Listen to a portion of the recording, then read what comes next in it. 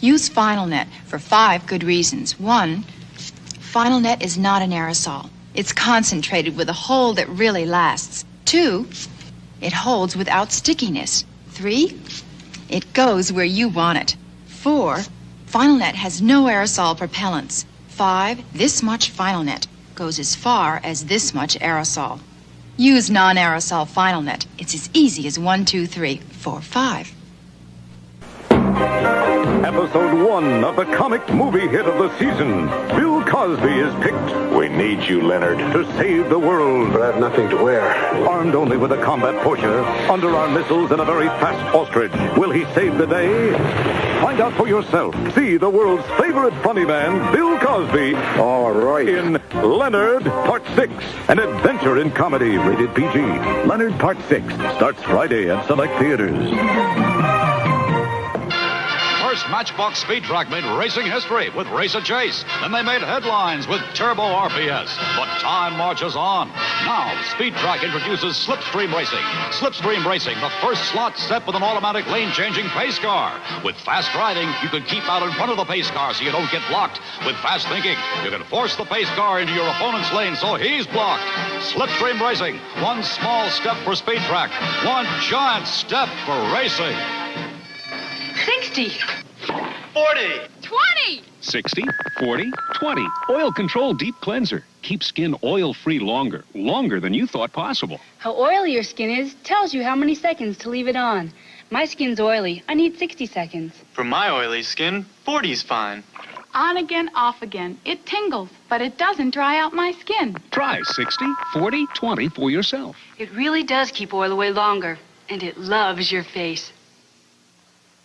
Ever feel like you're on a date all by yourself? Get set, get closer. When your husband says, I love you, does he yell it from across the room? Get set, get closer. Only Certs has flavor crystals and Retsin for great taste and fresh breath that lasts over an hour. So if your sweetheart serenades you from long distance, get set, get closer.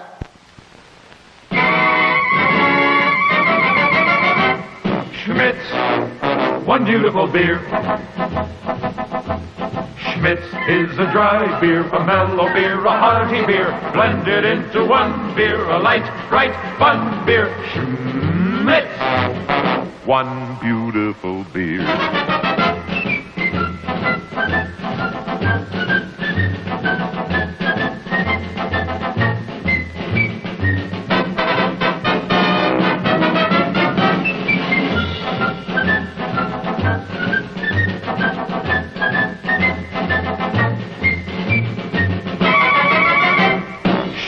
Is a dry beer, a mellow beer, a hearty beer, blended into one beer, a light, bright, fun beer. Schmitz, one beautiful beer. Schmitz of Philadelphia, one beautiful beer. K-Tel's making waves. Sound waves with sensational Diana Ross. I said upside down, you're turning me. Rocky Burnett. The Sound Wave Sizzle with Pat Benatar, Pure Prairie League, and Jermaine Jackson. Robbie Newton. Wave after wave with Air Supply, The Spinners, and Live Sing. Sound Waves in tune with the 80s from K-Tel. Available at these and other fine stores. America's been waiting for a family show about a real family. Maybe you're just old-fashioned. Yeah, maybe.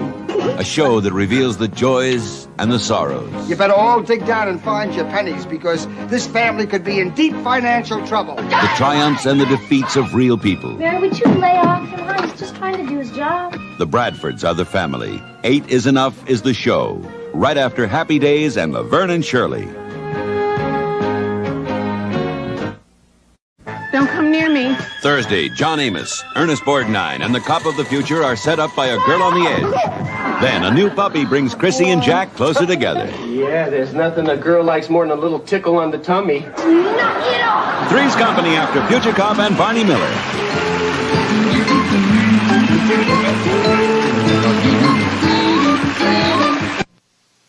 Cotter's back, and the welcome wagon is loaded with sweat hogs. Watch Welcome Back Cotter, weeknights at 7:30 on KPTV 12, Portland.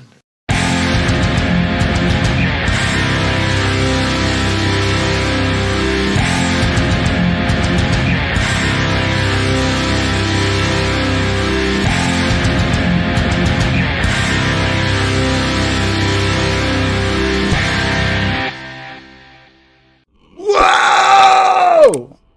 That's right. Saturday night, fam. Ring that bell. You see my recliner broke. We'll talk about that in a second. It's already prostate. It's Saturday night. You know it's time for accelerated deconstruction, also known as XD.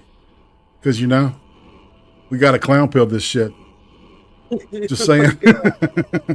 What's up, everybody? Hey, y'all. The clown pill?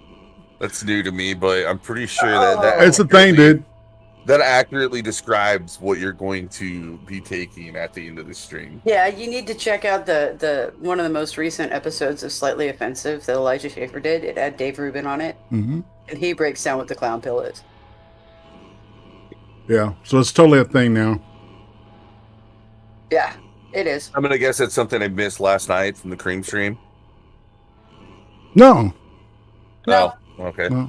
Father says your mother's right. She's really up on things. Before we married, Mommy served in wax in the Philippines. What's that from? Surrender. Cheap Trick. Okay.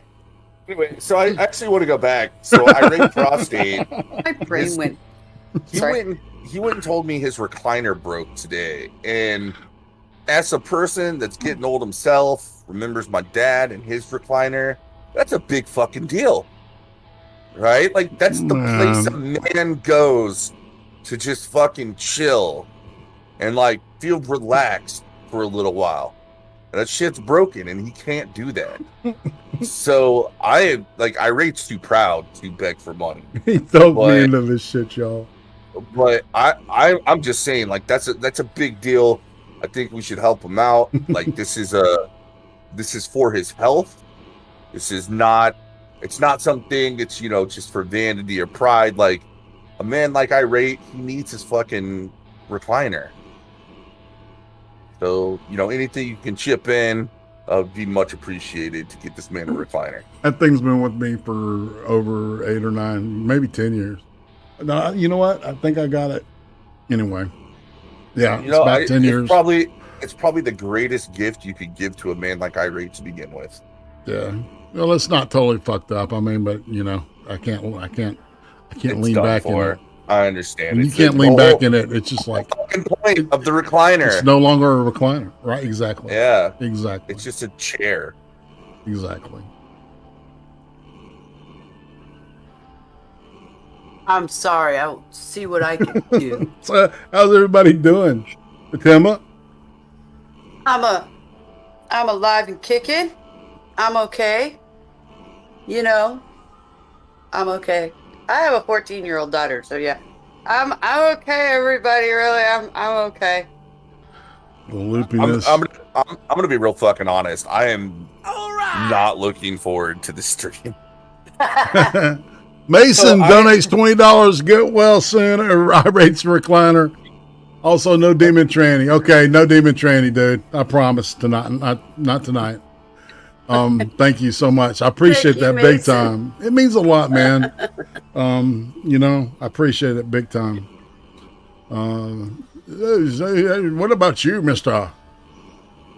Accelerate? How are you doing? I mean, I'm all right. Like, I had a pretty nice week at work, considering tax season's over. Right. Hint at what I do for a job. Like, literally, I just didn't do shit all week. And I kind of told my boss, even Friday, like, I was just like, I'm going to be real honest. I didn't get shit done this week. Like, it was the tax season hangover. Right. Company did well. Like, There's nothing to complain about. Like, it was like, I'll get back on it next week. But I'm also kind of like feeling dread because I have to listen to this for like the third time. But if you remember, I shared the original video to you when I found out about it. And then that same day, Karlin Poroshenko did a response on it. And I was in there watching that. And then you told me that Adam Friended went over it. So I kind of skipped through that one. Well, you know what? It was like he was talking for an hour and a half at one spot. And he didn't even run through it. He didn't even run through it. It was, I don't think he was like afraid of getting a strike or some shit. Anyway, it just seemed like he was not engaging the, he had it, you know, it looked like he had been looking at it. I don't know. He just didn't engage when I watched. And it was like, after an hour, I said, fuck this. You know, I mean, he had some good stuff to say, you know, he always does. That dude is, he's pretty lit. I'd like to talk to him. But he's too good for my show. Anyway. So I've tried just randomly doing the like, hey, you want to come on my show? Like, I have even typed out exactly what I said I was going to ask them. And you're like, yeah, just send it. And then no responses. Right. Yeah. Which it doesn't surprise me. Like, these people get these requests all the time. Like, it's not. They do. But you hope to just roll the dice and land somebody. You know what I mean? Yeah. Takes a while. Yeah. Doc Griffin did like an entire interview series. Yeah. Playing that game. He just. But Doc did it in Hollywood. He knew how to do it because he did it in the Hollywood kind of scene. So he knew he had, man, you got to have a certain number of connects to get into some of the doors. Anyway, we're not going to talk about that shit. All right, so let's say to the chat because they are the finest live chat there is. Mason Molpus, you have already proven yourself to me. I salute you, sir. Jacob J4746. What's up, man? And Frankenberry, greetings. Good to see you again. Sir Adamantine, of course, always salute you, sir. You are the awesomest. And then of course, shout out and tired, man. You know, I'm caught up, man. I'm doing okay. I'm not too tired right now. But this shit we're fixing to watch. Today's episode is entitled jokingly CRT The Musical, because it's like a musical chairs. I guess we need to go ahead and just start getting into it. Because this is a long thing, and I think we want to get into some of the meat and potatoes of what these guys are talking about at some point. I said the only thing I want to say before we start rolling the video is, so we're listening to a video that was captured from a Zoom call by William Roosh. And when I was watching it, I thought he was just a little bitch boy, like just kind of cucking to them. But everybody watching it, I think a lot of you will think the same thing. But I don't think that was his goal. I think his goal was just to keep them on and let them talk as much as possible. Maybe. Well, because they damn themselves the entire time more than he could possibly, if he showed some teeth, fought back, and they would have just quit if he did. Right. Right. So he there's got that it to go one. along. All right. Yeah, we'll talk about it when we get there. Because that bitch got me salty. And look, man, y'all know I'm not a sexist. You know, I love women. I listen to them. You know, when they make sense. Lordy. All right, so Dude, when Karen becomes a critical theorist. And well, all right. Told, guys, so yeah. I haven't watched this at all yet. He's going to be talking to Dr. Kate Slater. All right, she's I think she's the brunette in the right corner. Okay, and then the lady above her, I think her name is just Wheezy, and I don't know what the fuck that is. And then the guy that's hosting, I can't remember his name. He'll tell you though. Hey, Camel. Hey, man. I saw you sneaking there. You sneaky snake. You. What's up, hey Camel? You awesome. Hey, Sneaky Snake is from Mad TV. All right, I'm not being a dick. When I wasn't like throwing any shit at people. So I hate that I have to qualify that shit. It is, because the Sneaky Snake shit was fucking hilarious. It was funny as shit, man. Well, and you'll see this shit like, certain people on the YouTubes here, you can tell sometimes when they're arguing with somebody, that somebody that they're arguing with is really arguing with like 8 or 9 people that are like sending questions and responses into this dude. I'm not going to name names, but you know who I'm talking about, don't you? Tonka Saw. Really? Well, I would think anytime anybody would run in there, yeah, he's a little flying. Anyway, I'll shut up. Yeah. Anyway, Yeah. so let's go ahead and roll this shit. James Colley, what's up? Good to see you there. If y'all are just now getting here, my recliner broke. Excel has talked me into putting this gold thing up here, so I can. Somebody threw $20 at you, man. You gotta exactly, man. Mason was awesome. So I'm $20 closer to getting a new chair. It's sad, man. Me and that chair got history, and it's gonna hurt. Not as bad as losing a dog, but By the way, it probably won't take $500, but I was looking at recliners and like $500, that's going to get him one that'll probably last him the rest of his life. Thanks, man. Which is 20 years. Oh, damn. Oh, online. Dude, he's not wrong. I mean, shit. I'm old. Whatever. Okay, so let's go ahead and I'm trying to delay this shit because it is this can be painful to watch, y'all. What I did was I sped up the first part of this, and then when it gets to the main part, I'll slow it back down to normal speed, and then we'll jump into it. Yeah, like there's actually a game you can play at home. Count up the number of claims being made by these people, and then count up the amount of evidence they presented. That'll be a fun game. The other game is, if you're familiar with logical fallacies, spot the logical fallacies and count them out. In fact, I am going to going to Scotland. Just a little Word document here, and I am going to keep track of them as we watch this stream. Yes, we are going to Scotland at some point. Nobody get that? No true Scotsman fallacy. Gotcha. Hey, Johnny Hellcat, what up, man? Y'all need to get some coffee or some shit. Prep up now. Get with it. I'm about ready to. We're gonna need to be on our toes for this one. Get some coffee. What are you talking about? I just poured glass number 1 of scotch. Okay. Well, then there's that. Well, we're not going to talk about that big line of Coke you did right before we went on. But no, he didn't. I'm lying. God damn. Oh, what are you talking about? I'm the meth. I do meth, not Coke, dude. Just almost said my name and it became Gyrate. Anyway, my name's John. Anyway, John and Gyrate. Let's gyrate. Well, Becca Fairley's joined us. It's a party now.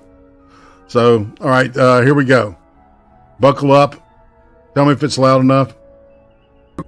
So the following conversation occurred on May 18th, 2021 on the Teacher Talk Live podcast of Alfred Shivy Brooks, and he brought in Louisa Duran, also known as Reese, and Kate Slater.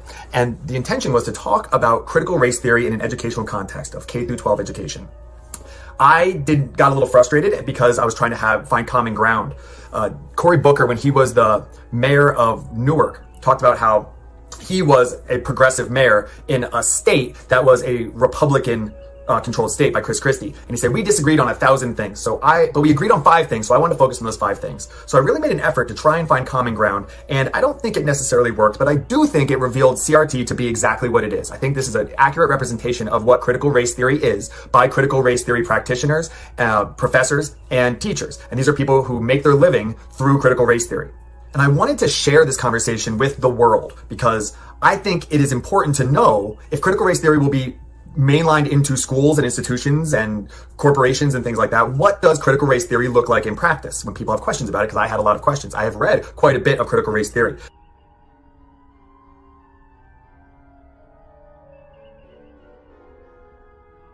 Yeah, This is so irate. I had to go back and re-listen to this, and this is why I said when I was calling him a bitch boy during the actual conversation, this is where like I don't think he was. I think it was all a setup.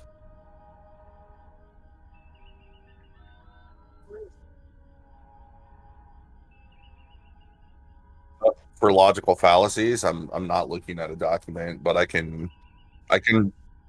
Oh no! I opened up a Word document just to keep track of all the logical fallacies and then the claims that they present without evidence. So that's the game. Yeah, that's the game at home that everybody can play.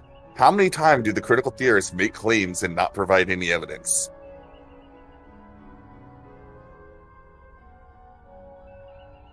The people that I talk about reading in this, they're labeled as not critical theorists or not critical race theorists, but I urge you to challenge that and Google these individuals so that you can see what their work is. And I do think their work is very aligned. I just don't think the people that were involved in this conversation are aware of them. They're just not on their radar, which is perfectly understandable. They gave me resources that I'm now looking into that was not on my radar. So that's a nice exchange that was able to happen. But we need to know what critical race theory is and looks like in practice, because I had questions and I got reprimanded for asking too many questions. But if we're going to be teaching this in school, children have questions. And part of the job of a teacher is to promote curiosity and then try to seek to satisfy that curiosity. So I was trying to model that best that I could. And I want to do that as well. So if you think that what their approach was good and you think it'd be good for your school or good for your child, I strongly encourage you to reach out to them and support their efforts. If you don't like what they did, I ask you not to harass them or make them feel bad or shame them or anything like that. You can do whatever you want, but I don't think that would be productive. But I just wanted to put it out here to let people see in practice what critical race theory looks like in a conversation, because it's very difficult to get conversations. So I was glad that this was able to happen. And I really want to thank Shivy for hosting this. And even though we didn't say eye to eye, and I do feel like he was being quite condescending, he was not an objective host and things like that, I do appreciate the fact that he at least says that he wants to have these conversations and was able to put forth this platform. So without further ado, here's the conversation about critical race theory in education. So before we get started, another thing I want to give him a little bit of credit on is, at first I thought where he was like, well, check him out. Like, you should learn what the critical race theorists have to say. After you watch the whole thing and rewind it back, that's actually not what he's saying. Like, what he really believes is any reasonable person is going to watch this and decide, no, I don't want my kids to be taught by these people. Right. Well, and now you know why he didn't fight back at all. Yeah. That's like, I'm actually setting the chat up because Well, I was getting mad. I was getting mad at the guy. No, he was literally trying to engage them and have some kind of dialogue. He would only poke to the point where he let them tell him why he was wrong. Right? He would never go back and just be like, you're ridiculous, right? Like, that's insane.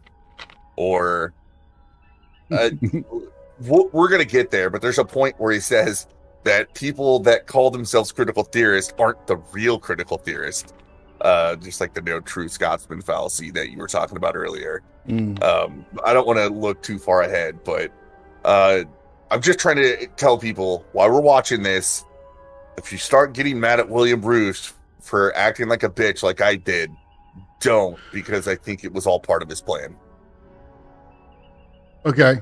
I think you've, all right. Kind of seems like he's saying it was, if you listen to the intro. So. All right.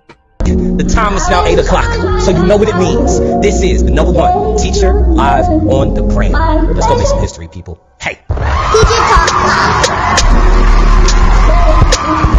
this is about to be a very I'm talking about, we are about to have a conversation that I think is really going to move some things in a whole, just historic type of way. The other day, I received a message from a young man, Mr. Will Roosh. He is an educator out in LA, okay? An educator out in LA. And he had made a response to a post that I put up about critical race theory. Now, in this response, I was kind of like, oh, I don't know how I feel about that. So we started engaging.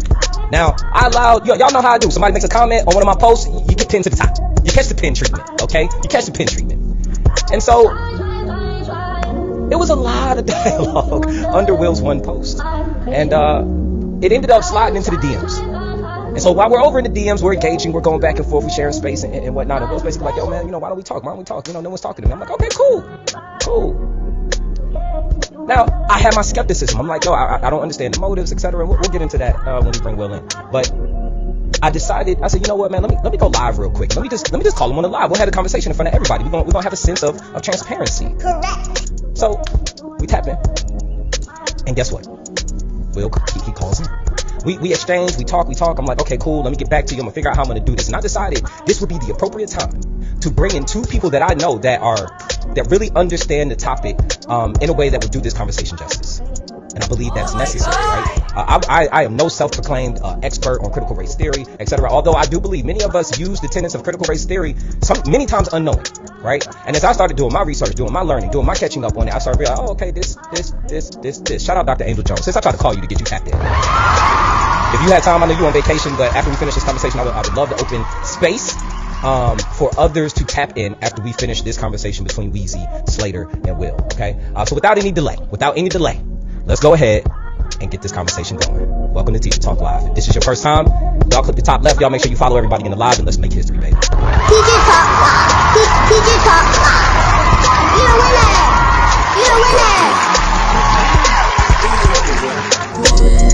This shit is cringe as fuck, dude. Right? I said the advice. Hopefully, Ingrid is playing nice today. Y'all know Ingrid is code for IG. The music's way too loud.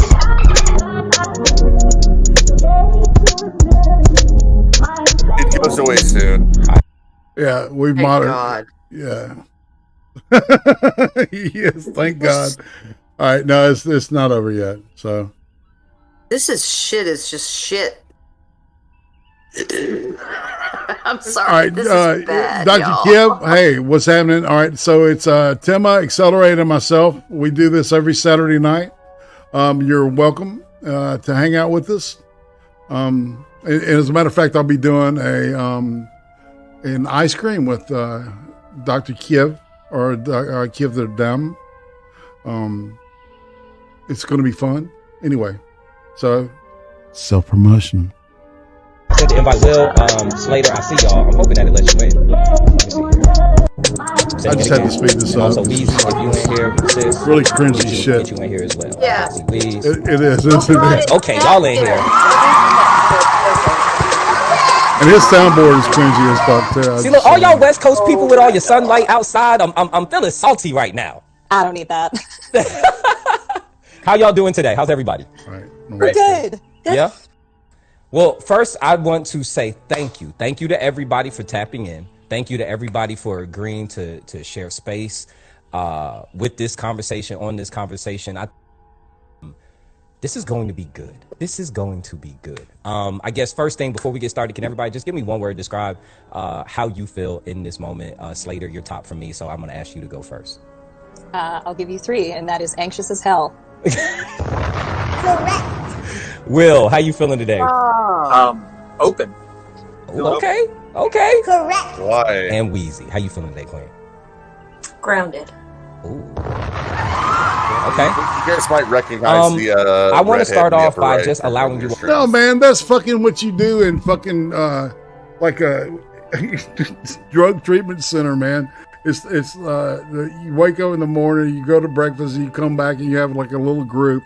And how's everybody doing today? You know, check in, do a feelings check. You know, are you mad, sad, glad, or afraid? All right, or ashamed? Those are the 5 basic feelings you can feel. Just saying. See, a lot of this shit came out of the fucking self-esteem movement, man. That's what pisses me off, is that I took part in the foundation of some of this shit. All right. CREEMERS donates $5. Get your chair on. Thank you, sir. I appreciate it, or ma'am. I don't know. CREEMER. Like that name. All to just briefly introduce yourselves, tell the people who you are, where you're coming from, and then I will kick off with a few questions that I have to go through this conversation. The way I would like this dialogue to go is typical Teacher Talk Live format, where I have some questions and things that I'm going to volley out. I'm really going to behave more as a moderator, and I'm really going to be a learner. through this conversation. So this is going to be an opportunity for everyone to kind of share your perspectives based on some of the questions I have, and then we'll let it go naturally. If we start running off with it, then it's just going to be what it is. Dude, so, I want Weezy, since you're everybody who last, I thinks want you this. to go first Oh this time. God, pressing X to doubt this guy can learn anything. So my name is Louisa Duran. Everybody calls me Weez or Wheezy. Bay Area born and bred from Oakland. I am an anti-racism educator, social impact strategist, and people keep throwing this word around, decolonial anti-oppression educator. I still haven't decided if I like it, but we're just going to go with it because that's how people understand it. She, her pronouns, Amazig, which is... What did she say? What kind of educator? A decolonial educator? Yeah, I remember talking about like the post-colonialism movement. That's what she was talking about. I gotta listen to that again, man. The fucking pronouns. It's like I can't believe these people are serious with this shit. I am sorry, but it is so goddamn stupid and it's dumb. And I'm a smooth brain. All right, that's from my perspective. To share your perspectives based on some of the questions I have, and then we'll let it go naturally. If we start running off with it, then it's just going to be what it is. So Weezy, since you were last, I want you to go first this time. Could you just introduce yourself? So my name is Louisa Duran. Everybody calls me Weez or Wheezy. Bay Area born and bred from Oakland. I am an anti-racism educator, social impact strategist, and people keep throwing this word around, decolonial anti-oppression educator. I still haven't decided if I like it, but we're just going to go with it because that's how people understand it. She, her pronouns, Amazig, which is, as I mentioned last time, we broke it down, Berber, which we don't use that word, but more commonly known as the Moors. Really important for me to reclaim my tribal lineage because I have the privilege of knowing it. And Berber? I think that's all the people need to know for now. I love it. Will, could you please introduce yourself? Yeah, Berber I'm is a high school North teacher in Los African Angeles. Muslim. Born and raised in Pennsylvania. It's Moved one out here in tiny group. 2006, and I've been teaching at various high schools in Los Angeles, public schools, charter schools, private schools, things like that for the past, 15 years. And kind of fell into this stuff, just learning about critical theory and then critical race theory, and just kind of getting all sides of it. And I haven't been able to really get a good conversation going with people who support it. So I'm really excited to do that. Love it. Dr. Slater. Oh my okay, God. Let's put some respect on it. Okay, right. Dr. Slater, could you please introduce yourself to the people? I love it. I love that hype. Hi, everyone. So I'm Dr. Kate Slater, Dr. Slater to some, Dr. Kate to others. It's still very new, but my background's in critical race theory and specifically in talking about how whiteness and white supremacy show up in institutions and in individuals. And by day, I work at a college in Massachusetts, and by night, I yell at white people on the internet.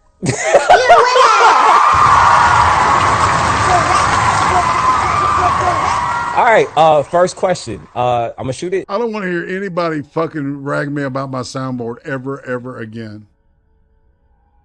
Towards Will. Will, what are your motives in wanting to engage I want to in smack this this conversation? dude. Some would say you've tiptoed your way into the lion's den, right? Although I would say not so much. We're not going to go that far with it. I think treat this platform as a marketplace for ideas. We don't all always agree on everything. In fact, we disagree on a lot. And I think the meme I put up today kind of defines what this is. We don't have to agree, but we should agree to talk. And so, Will, that is my first question to you. What is your motive behind this conversation, and what do you hope to achieve from this? Well, I think because this is the direction that a lot is going in education, I would love to have my mind change. Sounds like a Steven Crowder thing, which I can't stand Steven Crowder. But it's like was it Audre Lorde and Miranda Fricker, like the master's tools can't be used to disrupt the master's house type of thing. So what I've gotten was a lot of like Enlightenment principles, because it's rooted in white patriarchy. You don't use Enlightenment principles like reason and discussion and stuff like that. So it's been really hard for me to have those discussions, and that's kind of what I get cited for the reason why I can't have it. So my motive is to have this conversation. Like I'm with you, Shivy. Like I think this is the ideal. Is we might not agree, but like let's at least have those discussions, which is what Enlightenment principles are all about. That civil discourse. Okay, Dr. Slater, what do you see as the benefits of utilizing critical race theory framework in schools Especially, I know that you're in the higher education realm, you're in the academy, but critical race theory is something that's being employed more and more, especially in K through 12 education as well. So if you wouldn't mind, I would appreciate if you could just kind of share what that looks like for you. Sure. Well, first, I think that I'd start by saying I think there's a lot of misunderstanding about what CRT is. Mm-hmm. There's a lot. I think the most prevalent narrative that I hear is that CRT is divisive. So by taking a critical lens that examines how systemic and structural racism shows. Johnny Hellcat donates $5. Thank you, Johnny Hellcat, and says if I can get back to it, because for some reason the dashboard just went blank on me. Sorry, y'all, but I gotta read it. Because Johnny, I'm sorry, I can hear you, but I can fix that. Why don't you overlay a shitty, over-volumed hip-hop beat over the top of that? Yeah, that makes sense. All right, thanks, Johnny. I appreciate the $5, man. I just want to say to Faithless, in all of these different areas of our country. Whoa. Okay, what? Faithless is asking where's the definition of CRT to start from a common ground. They'll get there. Don't worry. Yeah, because right now, all right. So let me put that back here. All right. Boom. Sorry, y'all. All right, here we go. Somehow we're being divisive by calling attention to disparities that already exist. And so I see great value in using CRT as a lens in both higher education and K-12, because again, what you're teaching is critical thinking. What you're actually teaching is students to push back on these dominant narratives, to push back on these deficit frameworks that they see so often, to push back on this kind of whitewashed, hegemonic narrative of American history, and say whose stories are being told and why. I'm gonna call logical fallacy number one is critical theory and critical thinking are completely different. It is not critical thinking. That is a false equivalency. In fact, what we actually describe as critical theory or critical thinking is very related to the scientific method, which critical theorists reject. I was going to say, why don't you define, school us on that shit. So that was either a logical fallacy or it was just straight up lying. Yeah, straight up dishonesty. Right. All right. And who are the stakeholders that have power in this game? It's simply using. Well, the fact that she thinks it's absurd that CRT is divisive. I mean, I think that's disingenuous too, because it's designed to be divisive. Mm-hmm. It's designed That's actually a logical fallacy too, which is it's related to the argument from authority. Right. Yeah. Exactly. A critical lens to examine structural inequities and the history of oppression. That's already there. Yeah. That's not what critical thinking is, dummy. What are some of the benefits that you see in utilizing CRT Master's framework degree, my within dick schools, skull. K-12 No. as well as higher ed? So I hate to be this person, but I have to derail the conversation really quickly. Do you? If that's okay. Do you? I have a general founding principle, Will and Kate, if y'all will rock with me for a second, that in order for us to have effective discourse and in order for us to be engaged in conversation with the hopes of moving the needle forward and expanding all of our thinking, we have to ensure that we're coming from the same socio-political lens. So you're going to have to be a cunt through the whole thing. And so, if that's okay, I actually have a couple questions. Political lens. Socio-political lens. So you have to agree with me or this doesn't matter. Yep. That's it. That's literally what she's saying. Like, I want to pull this so we can see these people a little bit better. Because little Miss the Karen in the right corner, who I thought was the doctor, is not the doctor, obviously. No, it's that same chick from New Hampshire that we already did a stream about. Oh, okay. Jeez, she's everywhere, man. I can imagine, because of your doctoral degree, where you come from in this. But if it's all right with y'all, I just want to pose some quick yes or no questions, just so that I know where y'all are coming from. You might be beating me to where I was going, but go ahead and do your thing. I have I'm to do happy it now, with because this. otherwise it's just going to be in my head, and I'm not going to be able to be present. So is that okay? Absolutely. Go ahead. Okay, Will, is that okay with you? Sure. Yeah. Okay. Cool. So, This is yes or no? Do painfully you gay. believe that we live in a country rooted in white supremacy and built within systems of oppression? Yes. Yes. Or claims. Yeah, among other things, sure. Yeah. Cool. Racism is real. Yes. Yes. Cool. White folks cannot experience racism. Yes. Yes. White folks can. I mean, if you follow the dictionary, I would say that that's not true. White folks. The dictionary definition is currently being updated because a number of Black women wrote in, and the dictionary definition is being updated to include the power dynamic necessary for racism. Then yes, the Ministry of Truth has modified the dictionary to reflect the current discourse. Did you just hear that white people cannot experience racism as a statement? Of course not. That's what they said. I know. But I want to know, how do you get to that point? Well, and it's really fucking stupid because they're playing a very typical semantic game that we've talked about with critical theory, where they redefine words in order to morph language into something that supports them, which all goes back to that postmodern influence that the current critical theory has, which is this idea that language itself enforces power dynamics. And they kind of turn that upside down from what the postmodernists did, where they were just like, we want to dismantle all these power dynamics, to what the critical theorists want to do is take it over for their own purposes. Hey, which is what they're doing. Willie B. Hardigan donates $555. CRT, hey, let's go back to segregation. That's exactly what that's exactly what they want, man. Yep. I mean, it's really strange how they get there too. Crazy. All right, we're rolling on. Just stop me when y'all want to talk. Change the definitions of words, then I think my answer would change. So I'm going to challenge that a little bit and say, if we actually define words appropriately instead of letting those who have always controlled the narrative define them. So just Will, can I help you? Will? my God. Can we agree that white people may be able to experience discrimination but not experience racism? You'd have to change the definition of the word, which I guess is happening now. And then I could agree with it if you change definitions of words, then I would agree with it. Based on contemporary understanding as stands, as is, can you agree with the notion that white people can experience discrimination but not experience racism?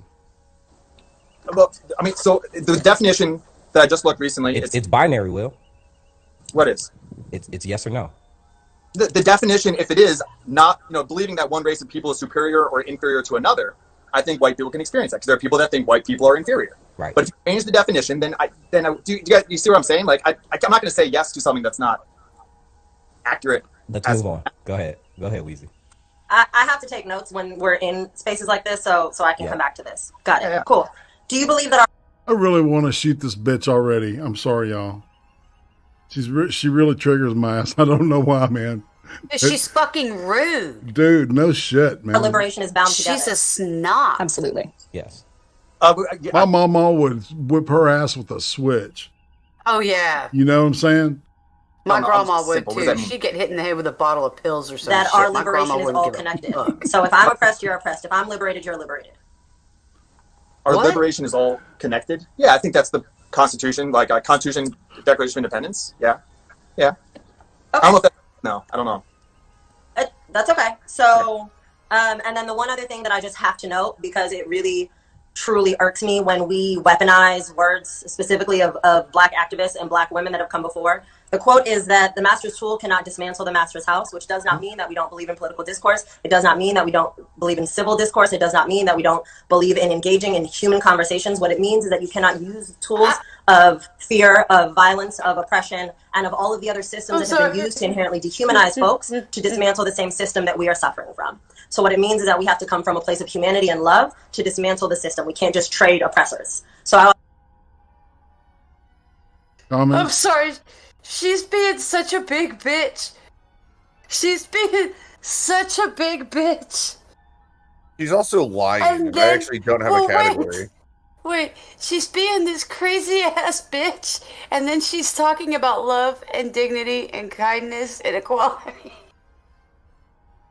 And civil discussion and shit. And I'm like, really? Really? Yeah, sorry. I'm laughing at the bitch. I'm laughing at this bitch. I'm sorry. Yeah, like love and kindness is about the same to critical theorists as it is to the Westboro Baptist Church. Exactly, Right? man. Like What? internally, they're like, we love and kindness, but God hates facts. Oh shit, man! I Pretty forgot. much. Oh, what I wanted to do, and I totally forgot about this. But I've got this guy, and he's an expert. His name's Rick Ross. He's an expert on cults, right? And he talks about the brainwashing, quote, brainwashing process and how cults fit into it. And he gives this. It's really like a 7 or 8 minute thing, and it's fantastic because you can see it. When you know what you're looking for. Are you ready? Also want to be really clear in that, not for you, Will, just for anyone listening, because we have a responsibility to the 200 some people that are watching right now to make sure that they're walking away with appropriate information and accurate information. So I did want to correct that. Now, Shiv, I'm so sorry. What was your question? That was awesome because I have questions that follow suit with that. I wasn't going to rapid fire. Well, maybe I should have. It's funny because Jordy, shout out Jordy, who helps me craft all the TTLs, was like, ask the question. So she's texting me and then Wheezy goes off. So I love it. For the panel, and we can keep the same energy. Do you see whiteness as property? Absolutely. Whiteness Absolutely. is property. Yes. I mean, even the term whiteness, I don't know exactly. You have to just explain that to me, because I've gotten, and just going back to Wheezy, what you said, like I hear that if that's the definition, but I was told by Black women who are critical race theorists something very different. So I don't know who controls the narrative. You know what I mean? Like I had Black women who are critical race theory professors at universities tell me something different what the bachelor's tools mean. So I'm going off of. So let me ask for clarity then, because what you want me, what I've understood from what you said previously is that the master's tool that you were referring to was civil discourse, and that's not a thing because it's actually in one of the tenets of critical race theory. Okay. What? So I need to understand, right, what you've been taught and what framework you're coming from, so that I can meet you where you're at. Yeah. So help me understand that, because if a professor of critical race theory is saying that civil discourse is a master's tool and thus we don't use it, then inherently they don't believe in critical race theory, and so why are they teaching it? Yeah, like that's the opposite of critical race theory. Like Andy, I don't know, he's not a critical race theory professor, but he's never had like a discussion with, like when Coleman Hughes asked him to. That's a personal belief system. That doesn't mean that he abides by critical race theory. Also, Black folks aren't required to have conversations with everybody who knocks on the door. So, wait, what? Yeah. Ibram Kendi doesn't abide by critical race theory. Did she? It's a no true Scotsman. And in fact, I told you we were going to Scotland. You're gonna see this again with them. And the only explanations I have is that people like Ibram Kendi and Robin DiAngelo, they actually got to the forefront of pop culture, so they faced a lot of scrutiny. Now, rather than them defending or dealing with the issues of the criticism directed at them because they have top-selling books, they are trying to dismiss them as not real critical race theorists. Even though if you ask either of them, they're going to call themselves, we totally are critical race theorists. This is fucking crazy. Well, and you'll see that the Karen in the hat, she is not a fan of Robin DiAngelo, which I find fascinating. Just check it out. I can't speak for Kendi, and why I chose not to have a conversation. The two, because melanated folks, white folks, any population are not monoliths. Absolutely. Yeah. Right. So that was just my point in correcting. So again, I'm not sure where that came from, but it is inherently contradictory to critical race theory to say that we don't believe in civil discourse of this nature. So may I ask, this is an important conversation. I mean, Shiv, you've been, the fact that you're doing this is a big deal. I mean, we have 300 people in here. This is a big deal. If critical race theorists would always be willing to have civil discourse, then why is this such a big deal? Well, let's not deviate from where we are, right? It's like being on the phone with someone and saying, "Why don't you call me?" Right? So we're here. So you know what I'm saying? Like let's live in now. Let's live in now. You know. I also think I was going to say there's a real differentiation to make there between critical race scholars wanting to have discussions about He says, let's live in now. But they want to live in 1619. Well, no, like what that guy did was actually there's That more was fallacies some could apply. childish and shady ass Yeah, deflection. It is right shady. there. It's manipulative. But the like what obviously Will is referring to is I have a hard time getting people to discuss this with me, knowing that I'm coming from a position that doesn't agree, and they're just like, "Well, we're on the phone right now, so we're gonna skip that. Like, it's not a real issue because we're talking now."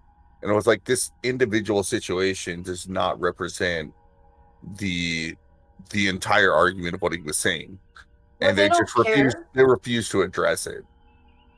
Yeah, and Because well, they see, don't I've care. seen gangbangs on both sides of this kind of shit, right? So, you know, I've seen people on the right do it to, you know, one lefty, and you know, we're looking at three lefties, you know. I hate the struggle sections regardless of who does them. I'm so And sorry. so it's only got to get worse on this one, Man Squatch. So Man Squatch in the chat is asking, so CRT is now breaking down into sects, Orthodox CRT versus liberal CRT.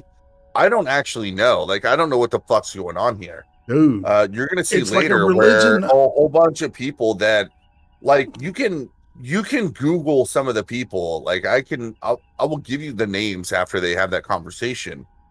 But like, some of them are like critical race theorists, teachers at Stanford, and these two women say, no, that person's not a real critical theorist. Right. So I don't It's understand crazy. where it's coming It's from. the no or true why Scotsman it's going thing. there. Well, you know, everybody's got their own lived experience. Socialism So, hasn't actually been tried, guys. my truth is not your truth. True socialism hasn't actually been tried, guys. You think this is anything different than that? Well, this is why this all reminds me of back whenever Christopher Hitchens was getting into, and I'm going to give actually the religious scholars a lot of credit because they engaged it in a way more honest fashion than I see critical theorists doing this. Mhm. Right. But like I look back and I'm just thinking, well, depending on who Hitchens was debating, he was going to get different answers. And like the joke was, you get 7 religious scholars in one room and try to get them to agree on anything, they're just probably not. Yeah. So apparently the critical theorists are the same way. Like, they don't even agree with each other. But yet we should allow this broad discipline to be taught in Well, schools. no, I don't know. it's like No. what happened to Christianity. See, I see this is a religion, man. It's starting to splinter into subsects, right? You've got your your hardcore true believers, your Orthodox, right?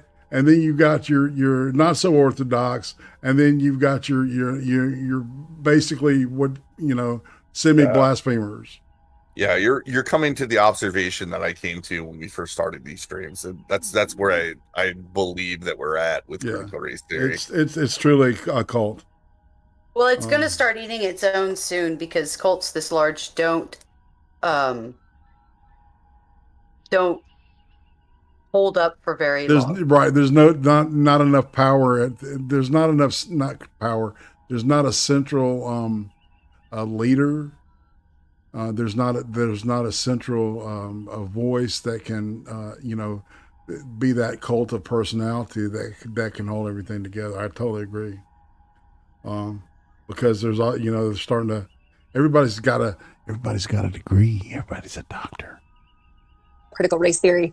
And people of color, just like Weezy said, not wanting to just have to much. explain to every single person who wants to come along and play whataboutism, these things that these folks could all go off and read a book about. Dr. Kate, do you mind defining, someone asked in the comments, what is whiteness? How do you define whiteness?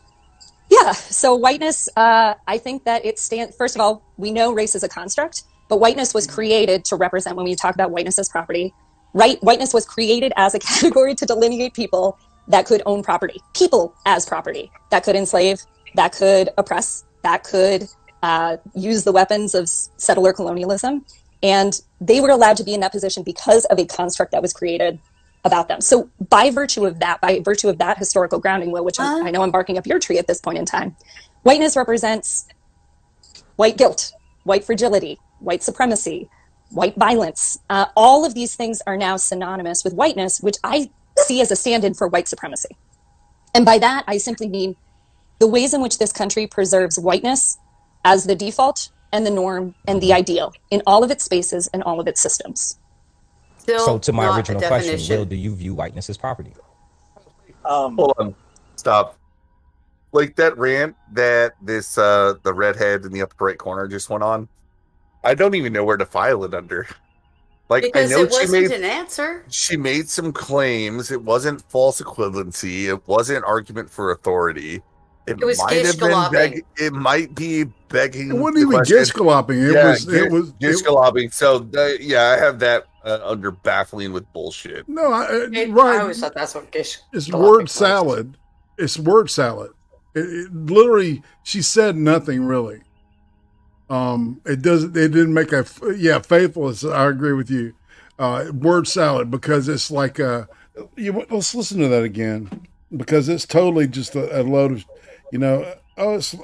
it's what I feel like it is right now at the moment. It's like, how did she get a fucking doctorate? You know what I'm saying? Because, well, I actually know the answer to that. We'll answer it later. These things that these folks could all go off and read a book about. Dr. Kate, do you mind defining, someone asked in the comments, what is whiteness? How do you define whiteness? Yeah, so whiteness, I think that it stands, first of all, we know race is a construct, but whiteness was created to represent, when we talk about whiteness as property, right? Really? Whiteness was created as a category to delineate people that could own property. It's just a claim they're making where, like, there's no evidence provided to try to, like, explain what she's really meaning here. And it doesn't make any sense. Like, if you're trying to say, like, whiteness is property, like, how do you analyze that statement? Like, it's just something she's saying, and it doesn't, like, I'm trying to look at reality and be like, what is it? Like, I don't understand. Like, I understand the concept of property. I know it very well, actually, because I come from a background of being like a Ron Paul supporter. I've read a lot of economics from the Mises School where they talk about property. Really, it's just like it's almost a means of conflict resolution for like who owns property and who doesn't. But they're saying it's whiteness is property. Like, it doesn't make any sense. Like, almost every civilization throughout all of human history has had some sort of concept of property. It's like it becomes problematic if you bring up the point that white people are the only people that are not enslaving people currently. In this point in history. No, we just hire Asians to do it for us now. Well, no, so there is a tangential relationship between slavery and property where there was a time where we declared that people could be property. But even the godfather of capitalism, Adam Smith, said, like, no, like, slavery is abhorrent. Like, what he was trying to get people off of is the idea that people could be property, right? Okay. He was moving away from serfdom, which was not quite slavery, but very close, because they didn't actually own anything. It was just they were working on behalf of the king. The majority of the founding fathers that were vocal that we know so well, the famous ones, most of them didn't really agree with slavery. So there were just a lot of problems at the time with getting rid of it. That's something that these people will never talk about. You're not going to hear it in this stream.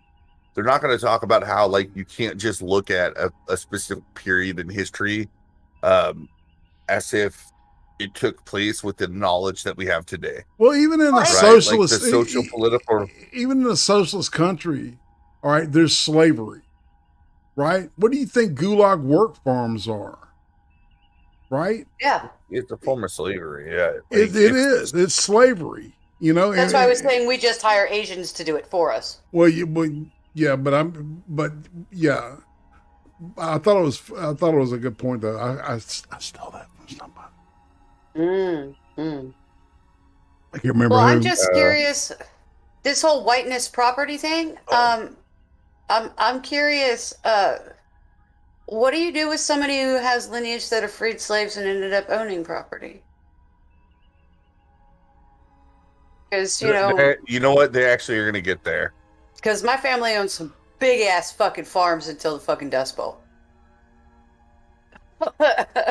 Okay. All right. So let's let this slog for a minute or two, and let's get through this definition. I'm sorry I rewound it, but I just had to hear her say this shit again. People as property that could enslave, that could oppress, that could use the weapons of settler colonialism, and they were allowed to be in that position because of a construct that was created about them. So by virtue of that historical grounding, Will, which I know I'm barking up your tree at this point in time, whiteness represents white guilt, white fragility, white supremacy, white violence. All of these things are now synonymous with whiteness, which I see as a stand-in for white supremacy. But none of those have direct actual definitions. None of those words have clear, defined boundaries of any sort. She's just pulling this shit out of her ass. I'm going with that. I'm going to stick with it. All right. And by that, I simply mean the ways in which this country preserves whiteness as the default and the norm and the ideal in all of its spaces and all of its systems. Stop crying, bitch. So to my original question. So the fact that they're the majority of the country has nothing to do with that. I mean, right? Am I out of line? You know, I'll keep that. No, the problem is that this broad grew up in a rich white neighborhood, and because she grew up in a rich white neighborhood, she assumed that everybody else that looks like her or has any general resemblance to her has all had the same thing. Okay, they've all experienced the same thing, and she's one of those people that think that most people of color have never experienced wealth or prosperity of any sort, and it's just she has no idea what reality is. She's never been to an actual ghetto in a northern state. You go to a ghetto in New Hampshire, and guess what? You ain't gonna find many black people. You go to a ghetto in Vermont, you ain't gonna find many black people. It's gonna be white folk. You go down to certain areas of the South, and you find, like the Appalachians, dude. Yeah, has a really heavy black population, doesn't it? Appalachians? You go out not in the mountains. No, it's all white people, and the Appalachians is some of the brokest fucking land in America, dude. Yes. Oh, of course. You know? Yeah. You know, so it's... Well, no. That's something... Well, no. Those people don't care. They don't exist in her world. She doesn't even know... Like, I don't even think she realizes how hard life is in these areas. And it's one of those things that, you know, I don't know. She's just... She's dangerously naive. Dangerous indeed. All right. I will not stop it. All right, until one of y'all tell me now. All right. I'm okay. I'm done with the jabs and the one-liners. It's like an hour and a half long video. Yeah. Bill, do you view whiteness as property? I'm still just really confused by whiteness. I'm sorry. Like, I am what about too. like? I know is this whataboutism if I say like Native slaves? Like it's confusing to me. We said they were able to own property, or they were able to own people.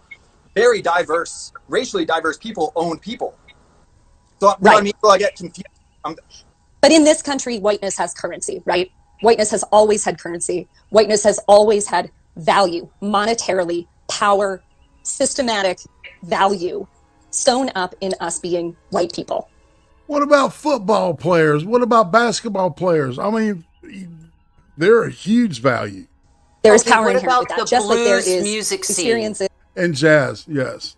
Blues and jazz music scene. Look at some of the engineering that has come out of the black community for architecture and art and car engineering and stuff. It has nothing to do with race as to whether people make it or not, especially not in the modern era. Becca says she's confused because she never defined nor can define it. You know, whiteness. Because she really hadn't. She's just saying this describes, you know, these circumstances. She's giving you circumstances. Yeah, X to doubt. Of disadvantage and oppression that are sewn up in the experiences of people of color in this country because of whiteness. These two things are in opposition to each other, right? Can we say like some though? Like some, if you're born in, like if you look at like, you know, like West Virginia, Like you look at like hillbillies, like the poorest counties in the country. Some of them are white. So that's where I get confused. Thank you. Can I jump in here? I'm going to Please, jump go in ahead, real quick. Lisa. Go ahead. So first and foremost, white folks who are impoverished because capitalism is a very real thing.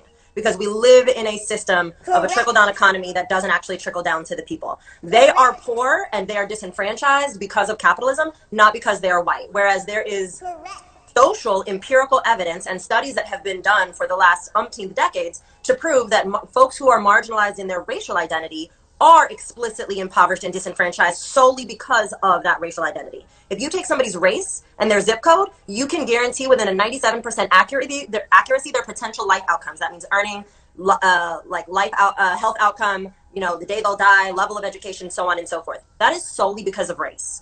So what I want to do to make sure we're having this conversation actually oriented in the conversation that I came for, that I'm giving my time for, is actually answering the questions as they're posed. Because one of the things that I will not do in political discourse and civil engagement is when we can't have a conversation about a thing because we're overwhelmed, we start to divert and answer questions and questions. I'm sorry. I will sit here and explain things all day long as long as we're rooted in the conversation. So, Will, to take it back for you. Is the stream going? No, man. Yeah, the stream's going, man. Hold on a second.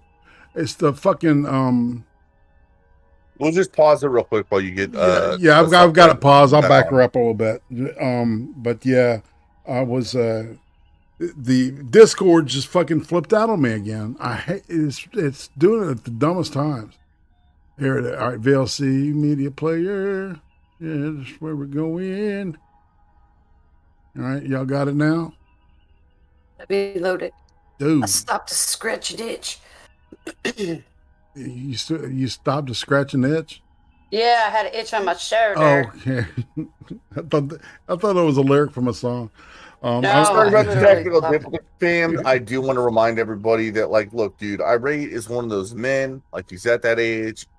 He needs a fucking recliner. He can't afford a new one. His just went out. So if you can donate tonight on Streamlabs, if you ever gave a shit about Irate prostate, I don't think there's been a single reason that Irate ever needed money besides getting a new recliner. I really don't. And I say that from a personal standpoint. If I was Irate, if my recliner broke and I couldn't afford to buy a new one, excuse me, I'd be begging to buy a new one too. All right. It's synonymous with whiteness, which I see as a stand-in for white supremacy. And by that, I simply mean the ways in which this country preserves whiteness as the default and the norm and the ideal in all of its spaces and all of its systems. So to my original question, Will, do you view whiteness as property? I'm still just really confused by whiteness. I'm sorry. What about I know there's this whataboutism if I say Native slaves. It's confusing to me. We said they were able to own property, or they were able to own people. Very diverse, racially diverse people own people. So Right. I get confused. But in this country, whiteness has currency, right?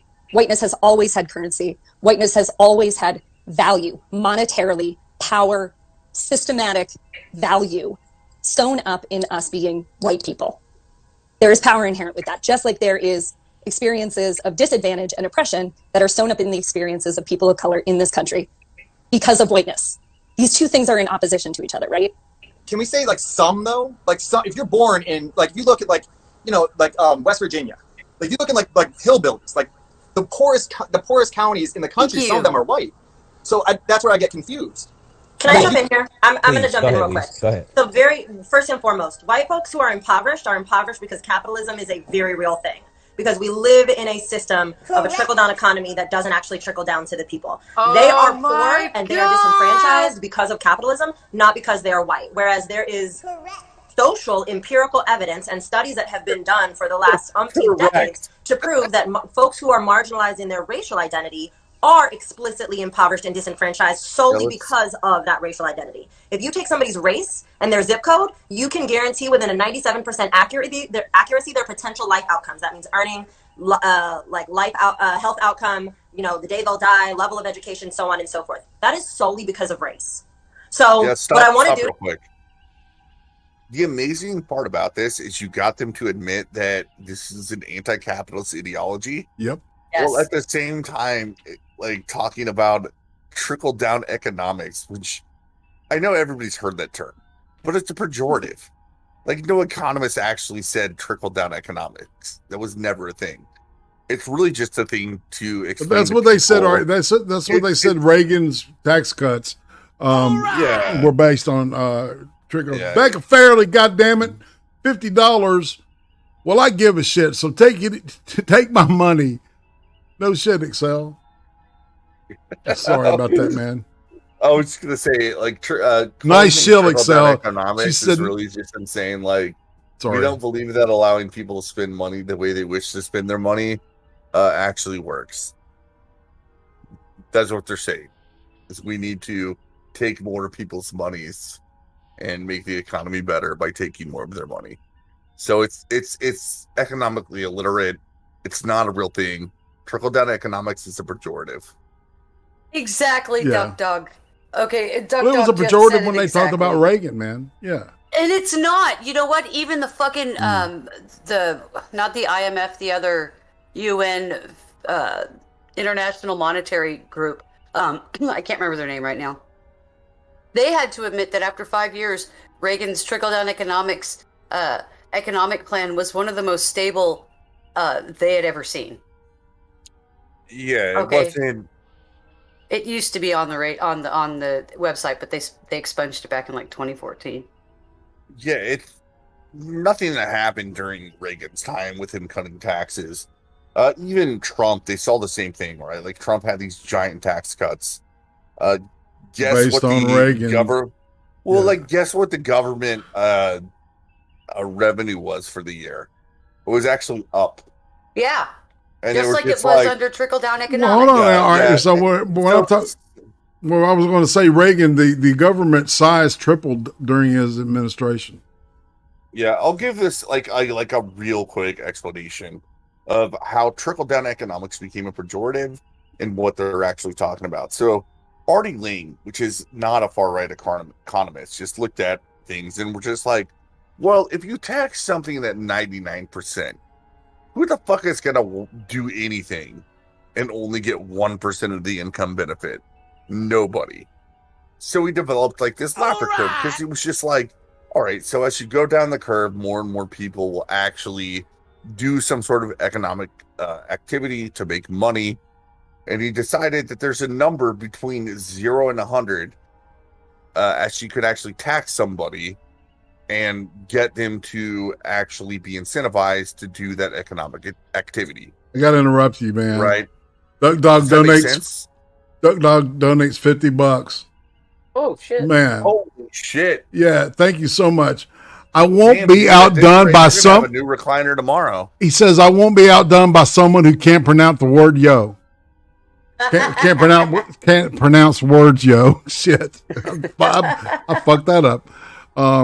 Damn, Becca's rubbing off on me. Just saying. Anyway, there it is fair. All right, sorry y'all. All right, you want So trickle down Oh, yeah. economics, that pejorative. Sorry. It comes from them rejecting this idea that makes actually a lot of sense if you really think about it. Yes, that Paul's right. there's an amount of money Uh-huh. between 0 and 100 that people are willing to engage in economic activity. At 100, nobody would do it. And at a certain percentage of taxation, some people will do it. Mm-hmm. And there's a number to maximize the amount of people that will actually engage in economic activity, giving a percentage of taxes. Well, Uh-oh. the problem is that these critical God theorists. damn it. What? Oh man, Mason Mopus, man, he just donated $100. Oh shit! You gonna make me Fucking sound shit, like dude. cry like a bitch over here? Quit trying to outdo me, you losers. And Mason, thank you. I'm gonna do this Dude, on behalf a of fucking IRA. bidding war. Thank you, I- man. Like Holy shit. I told you, man, like people understand, dude. Like you're a fucking old man, you're fucking married, you're sitting down, like you've got a fucking replacement hip, replacement heart. You're basically Darth Vader, and your fucking chair broke. Like the one good thing in your life fucking broke. And like I told you, people are going to understand this, and they're going to donate, and they're going to help you out. Just Uzi in the chair, man, is all I have. And y'all. All I need is this chair and my wife. Uzi Q, man. Just check the fucking screen. I guess she's watching this at work. She's probably on break. Anyway, Oh, golly. Lord. Oh my God. Okay. Yeah, I'm sorry. Y'all made me emotional. Are you happy? You happy? He's verklempt, y'all. He's misting. Oh my He's God. misting. I wasn't misting, dude. I was balling. I had y'all. Anyway, you want to keep rolling on? Are we done with trickle down or? Well, the trickle down was kind of the least egregious part of her statement. The fact that she just blew off the fact that all of the poorest counties in America are white was kind of because of capitalism. What the fuck? They said it's capitalism, and it's like you do realize that these are places that are resource poor. Exactly. Right. So anyway, yeah. Sorry, it was the part to me that no. That kind of got my hackles up because she was just ignoring like a very large area with a lot of fucking people. No shit. And fuck her for it. And I swear to God, that is just an angry Jew. She doesn't even, oh my God, she just looks like an angry Jewish woman. Creamers donated $50 and said, we want pictures. Yes, of the new one. Oh, the new chair? Absolutely. I will fulfill that request. Thank y'all so much. God, y'all like making me cry, don't you? Yes. Yeah. What happened to Excel? Did he leave? He just got quiet. Well, I'm right here. Okay. It's quiet. It's like, dude. You guys were talking. I just stopped. Like, we've been paused for a little bit. I just, man, I got a little emotional. Awesome.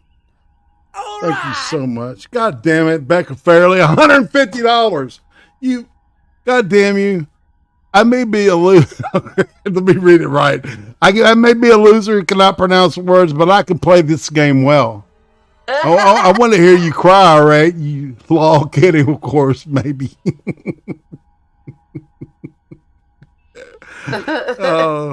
This is a great planet sometimes. Yeah, I'm having fun. And I'm glad I stopped here. Oh, God. Hold on, man. I'm going to say this on behalf of everybody that watches your streams. Like, yeah, like, you know, like people aren't like just throwing money at you to like make you make a living off of this or whatever. But like, they understand. I'm sorry. It's a big deal. It's a big deal that like you lost your fucking chair. It's hard to buy a good recliner. Like everybody that's ever bought furniture knows that getting a good recliner, like when that shit breaks, it's expensive. And it's one of those simple things in life, but you know what? I think the audience has spoken. Yeah, At the very least, they love you enough to be like, yo, you get a good chair. Betty fucks her ass. Donates $14.45, even money. Thank you so much. Yeah, I know. Dude, see, I've got OCD, dude, you totally read my mind. Uneven numbers mess with my head. Right? You know, 47 cents is just it's imbalanced, and I don't like it. Holy crap. I know. Okay. All right. we're gonna try to get through this thing, man. But this lady, man, I mean, you're right. The redhead is really something. To make sure the we're having this redhead is conversation kind of actually vapid. oriented in the conversation. The other one, one here, she needs to have the asshole slap the fuck out of her, dude. She needed to be tattled as a child. Just wait. See, man, that's what I see. I've seen like a majority of this, and just wait, man. It gets saucy. I mean, dude, man, I'm speechless. I want to shut up.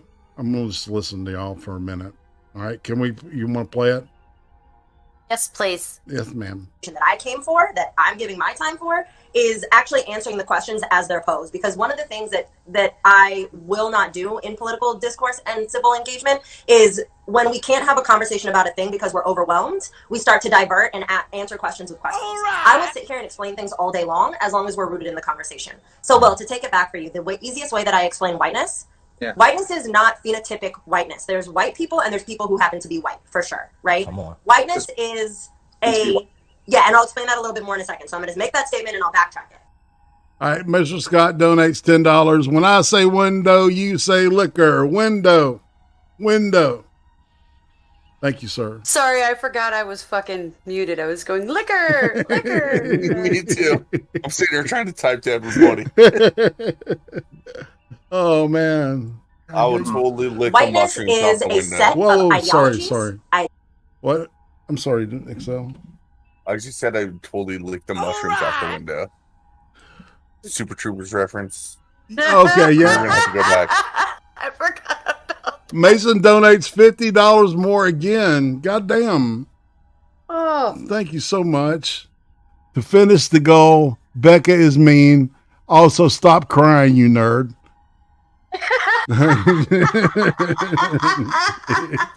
All right, you did it. The only thing I expect out of you, Irate, is during your stream with Becca, is you to show, like, you need to pick out the chair and show what you're ordering. Oh, well, okay. And if there's extra, that's fine, right? Because we were looking it up, we saw $500. That was like the top notch, right? Yeah. Before shipping. Yeah. The one that I'm looking at is a little bit more than that. But 500, man, that's more than generous, y'all. That is so nice. I don't know what to say. You have to buy it.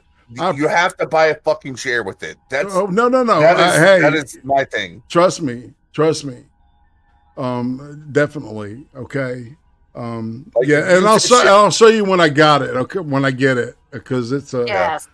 I'm just saying, if you use that shit to fucking pay bills or buy food, like things actually required to stay alive, you're going to be very disappointed. That would be dishonest. No, it's got to be a goddamn chair. I try to be a good person. I try to be honest with people, you know. So, you know, it's like when you had this idea, I had no idea. I just, thought it was a cute gimmick, and I'm really humbled by this shit. So, all right, we're gonna take like a quick pause from this. So, Irate was like said that passively, like my fucking recliner broke, and I was like, you need to raise funds right fucking now. Because I'm not that much different. It'd be like my office chair. Like if I had no money to buy a new office chair, I'd be begging everybody for fucking money, because that's the place I go to like sit down and play games and do shit. And I know a man's recliner, right? Like I grew up with my dad. It's a big deal. It's a thing. Like that's your fucking place. It's your fucking thing. And it's important that you're able to get off, or like when you're done doing whatever the fuck you're supposed to do for the day, go to that goddamn chair, relax, and feel super comfortable. Love you, Boo-Boo. Like Thanks. that is your right as a man. And I really appreciate all these creamers and Fancy Fire Prostate coming together and being like, yeah, we're gonna get you a new recliner, bro. You cream streamers, I love you all, man. I got the highest quality chat on the planet. It's concentrated. It's really good, like hash. Okay. And on that note, we need to see the rest of this video. All right, y'all. So, take your blood pressure meds because you're going to need them. It's going to get good now. Are explicitly impoverished and disenfranchised solely because of that racial identity. If you take somebody's race and their zip code, you can guarantee within a 97% accuracy their potential life outcomes. That means earning, health outcome, the day they'll die, level of education, so on and so forth. That is solely because of race. So what I want to do to make sure we're having this conversation actually oriented in the conversation that I came for, that I'm giving my time for, is actually answering the questions as they're posed. Because one of the things that I will not do in political discourse and civil engagement is when we can't have a conversation about a thing because we're overwhelmed, we start to divert and answer questions with questions. I will sit here and explain things all day long as long as we're rooted in the conversation. So, Will, to take it back for you, the easiest way that I explain whiteness. Asking a question answering a question with the question is not diversion. That's called Socratic method. It's not. But I guess Socrates was right. Well, that was so a what Becca we're seeing joke. Here, I'm just going to warn everybody. So we're going to see the start of a struggle session right now. Yeah. Yeah. Whiteness is not phenotypic whiteness. There's white people and there's people who happen to be white, for sure, right? Come on. Whiteness is yeah, and I'll explain that a little bit more in a second. So I'm going to make that statement and I'll backtrack it. Mm-hmm. Whiteness is a set of ideologies, ideas, institutions, and policies that have explicitly been set up, rooted and born in white supremacy, predicated on the binary of white and black, good and bad, and all of the tropes that come with it, in order to maintain oppression. Now, like the war on drugs, like the war on drugs, and John Yes. Glickman's. Okay.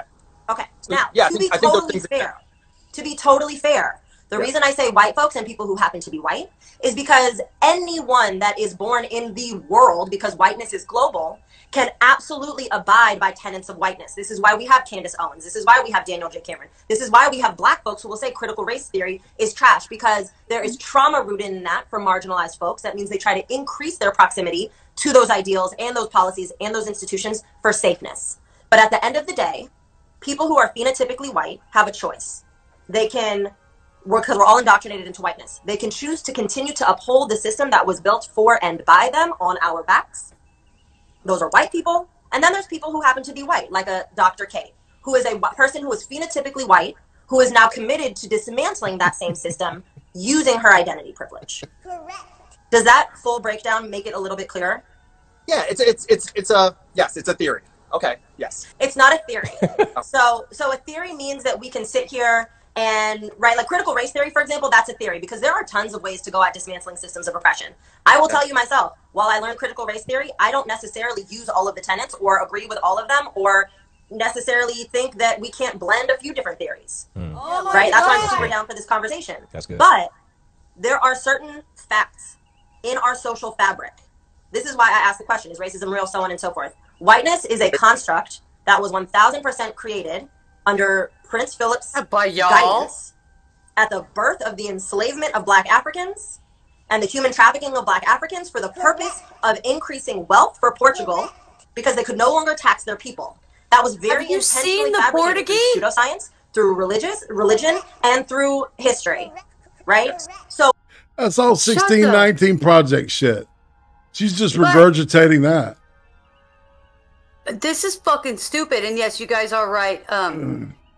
White people are the real minority on the planet, and we have been. In fact, per capita, white people have been enslaved more than any other race across the bar. Period. All right, so you remember whenever I was going to keep track of the number of claims versus the amount of evidence? The claims are just kind of taking up my entire notepad screen. Right. And evidence is zero. Like they've never not a lick. At this point, they have not proposed like I'm just like looking back to like Destiny debates with other people, right? Does anybody know who Destiny is? Oh yeah. I feel like he's a very dishonest debater, but he will at least come up and be like, well, I have this study that surveyed X amount of people, and he'll gish gallop your ass. Well, yeah, he will, but he will at least throw out and here's a piece of evidence. I've seen zero, right? It's hey, hold on. Ton of claims. Hold on, dude. Hold at this Will dude, and evidence to support the claims. Man Squash wants to know which Prince Philip. That's a good point, man. Is he talking about Philip of Spain? Who was behind A, the Inquisition, and B, like his wife put Columbus's little expedition together and financed it. I honestly don't know, Man Squatch Ray. I have no idea who the fuck she is talking about when she says Prince Philip, because Um, I'm talking about Philip other- II of Spain. Okay, because the only other Prince Philip I could think of is the one that just died. And I was going like, which Philip, you dumb... I don't think she knows. Honest to God. I don't think she knows either. Right? I think she thinks it's Prince Philip that just died. Because these people have no real brains. They can't figure anything reality out. And you want to know something really interesting, y'all? That was a good The American colonies actually tried socialism. You guys know the colony. It's called Roanoke. Right. Okay? Everybody disappeared. They assumed everybody died. I don't think they died. I think they assimilated with the natives because they couldn't handle their own establishments anymore. Maybe. But fair enough. they didn't come back for like 10 years and there was nobody in the camp, or like 5 years, something like that, and everybody disappeared. So socialism has literally never worked in America. They tried it before we were a country and it didn't work. So just saying. Indeed. All right. You ready to roll some more? Because she's not even warmed up yet. Are you serious? Yeah. Well, we cannot say it's a theory when we have so much empirical and historical evidence to tell us that these things are in fact real and true. Okay. We have to at least come to it with that agreement. Otherwise, I'll be honest, I don't see a point in having this conversation with you. Well, I want to have the conversation, so sure. Yeah. Okay. That's problematic, Will. I just need you to know that. That's problematic? Yeah. It is. It is because... It's problematic that he wants to have the conversation with her. Holy fucking shit. I wanted this to keep going, but this is what we're about to see for like the next 30 minutes, right? It's there. Like, this is where the struggle session starts. Actually, it was a little bit before, but all this Will guy is doing is being like, I've read some people, I've talked to some people, like, these claims you're making, like, I have, and his questions are like, they're so innocent. They're more innocent than I could even and make some my of the own stuff question. that they say, is like the exact opposite of like some CRT people, and what she basically was just inferring is that, like, well, I'm willing to have a discussion, but unfortunately, you don't agree with me, so I'm not going to take my time to make you agree with me, and this makes this discussion something I don't want to have because you don't agree with me. That's really, I mean, we're going to add this to the circular reasoning begging the question X mark. But that's what she's going to do for like the next 20 minutes. Yeah, it's buckle up. Becca says, let's just let it go because we all want to talk. Yeah, let's no just shit. Let it go. Let's do this and then have group therapy afterwards. And if we want to go over 10, I can definitely make that happen tonight. I watched this 3 times, and this is the worst part of the entire fucking video. Yeah, like everybody's gonna vomit. Like I'm gonna mute. I'll talk in the chat with people, but let's just let it play out, or else we will never get through it because every sentence she says has at least 5 minutes of commentary as to why she's full of shit. Right. This, right? I could look outside behind you and you can say it's day, right? It's day. And I could say, well, I actually think it might be like night. It's like on the edge of night, right? And if I can't acknowledge like the reality of what is there, it's like we can't have the same conversation, right? It just makes it very it makes it difficult. Now I understand there may be some look, like you said, many of us live within silos, right? Sometimes you talk about it all the time, like it's in your bio, I'm here to break echo chambers, right? But we all live in echo chambers whether or not we realize it. And some of us believe we're stepping outside of our silos, but you're not really stepping outside of your silos as much as maybe we are afforded the opportunities to do it, like as much as we would wish we could, right? So right now you are stepping into a side of Teachergram, on a side of Instagram that maybe you don't get an opportunity to share space with, and you are hearing ideas and things and understandings that maybe you did not have before, right? So whether or not, I think we have to have the lens of discernment to understand that there is truth that you've not yet heard. And although it may be new for you, it does not invalidate the reality of that truth, right? Like, because when we call something a theory, it's kind of like we're tearing the validity of it. And let's not create a hierarchy of truth when there's truth and there's not truth. Okay, but you don't know Can I what ask a theory follow-up question, Will? means. So you and I are both white identified. All things aside, put aside the discussions of capitalism, put aside the discussions of sexual identity, gender identity, where you're from, the languages you speak, your ability. Okay. Are our lives easier in this country because we're white? Are our lives easier in this country because we're white? Everything else aside, yours and mine. Yeah, I think it's very dependent on the situation. I think there's a lot. Everything else aside, all those other asides, as opposed to any other racial demographic or racial group. No, I'm saying like in the situation, like situational, it could matter. Like there are certain situations where it's not good to be white, but I think overall, yeah, I would say it's probably better to be white. Like as far as like you get more, like acknowledgement. There's less. Yeah, I think racism exists. So yeah, I would say so. I could go along with that, I think. California. Is white privilege real? I think it's one. Yeah, I think in many situations, some situations it's not, but some situations it absolutely is. Yeah, and there's thousands of privileges. But yeah, I would say white privilege is absolutely one that occurs. Well, do you believe that affirmative action is harmful? Did you read the Sander and Taylor book, Mismatch? I was all for affirmative action. Did you guys read that book, Mismatch? Okay, I want to answer, but here's my concern. I am worried that I have read White Fragility. I've read Ibram Kendi's How to Be an Anti-Racist. I've read Miranda Fricker, and I've read Alison Bailey, and like a lot of critical race theorists. But I don't know if you guys have read Helen Pluck-Rose, and are you familiar with Chloe Baldery's Theory of Enchantment? Like, I worry that these are not critical. Those are not critical race theorists. Yeah, those are not critical race theorists. Alison Bailey. No. And so what? I'm sorry, I just had to do that. No but one they you just are. named is a No. critical race theorist. Linda No, and White Fragility, you should have burned that book. Yeah, no, throw that in the trash. Well, Kimberly So, Crenshaw. to be clear, Hold on, Kendi's she How was to Be an telling Anti-Racist everybody is to his read it personal in the last experience. stream, dude. It is actually really problematic, and a number of anti-racist educators have broken down why folks need to stop reading that book as their vademecum to anti-racism. What about Barbara Applebaum or Alexis Shotwell? No. Not critical race theorists. None of these people are original CRT, even contemporary CRT scholars. Crenshaw? Absolutely. Crenshaw, that's it. And Mary Matsuda. I didn't. Mary Matsuda is critical legal studies. Yeah, Mary. I'm sorry, Mary. Yeah, that's right. Yeah. So, but what I'm saying is, these are people that I've read, and I don't know if they were considered critical race theorists. They're critical theorists.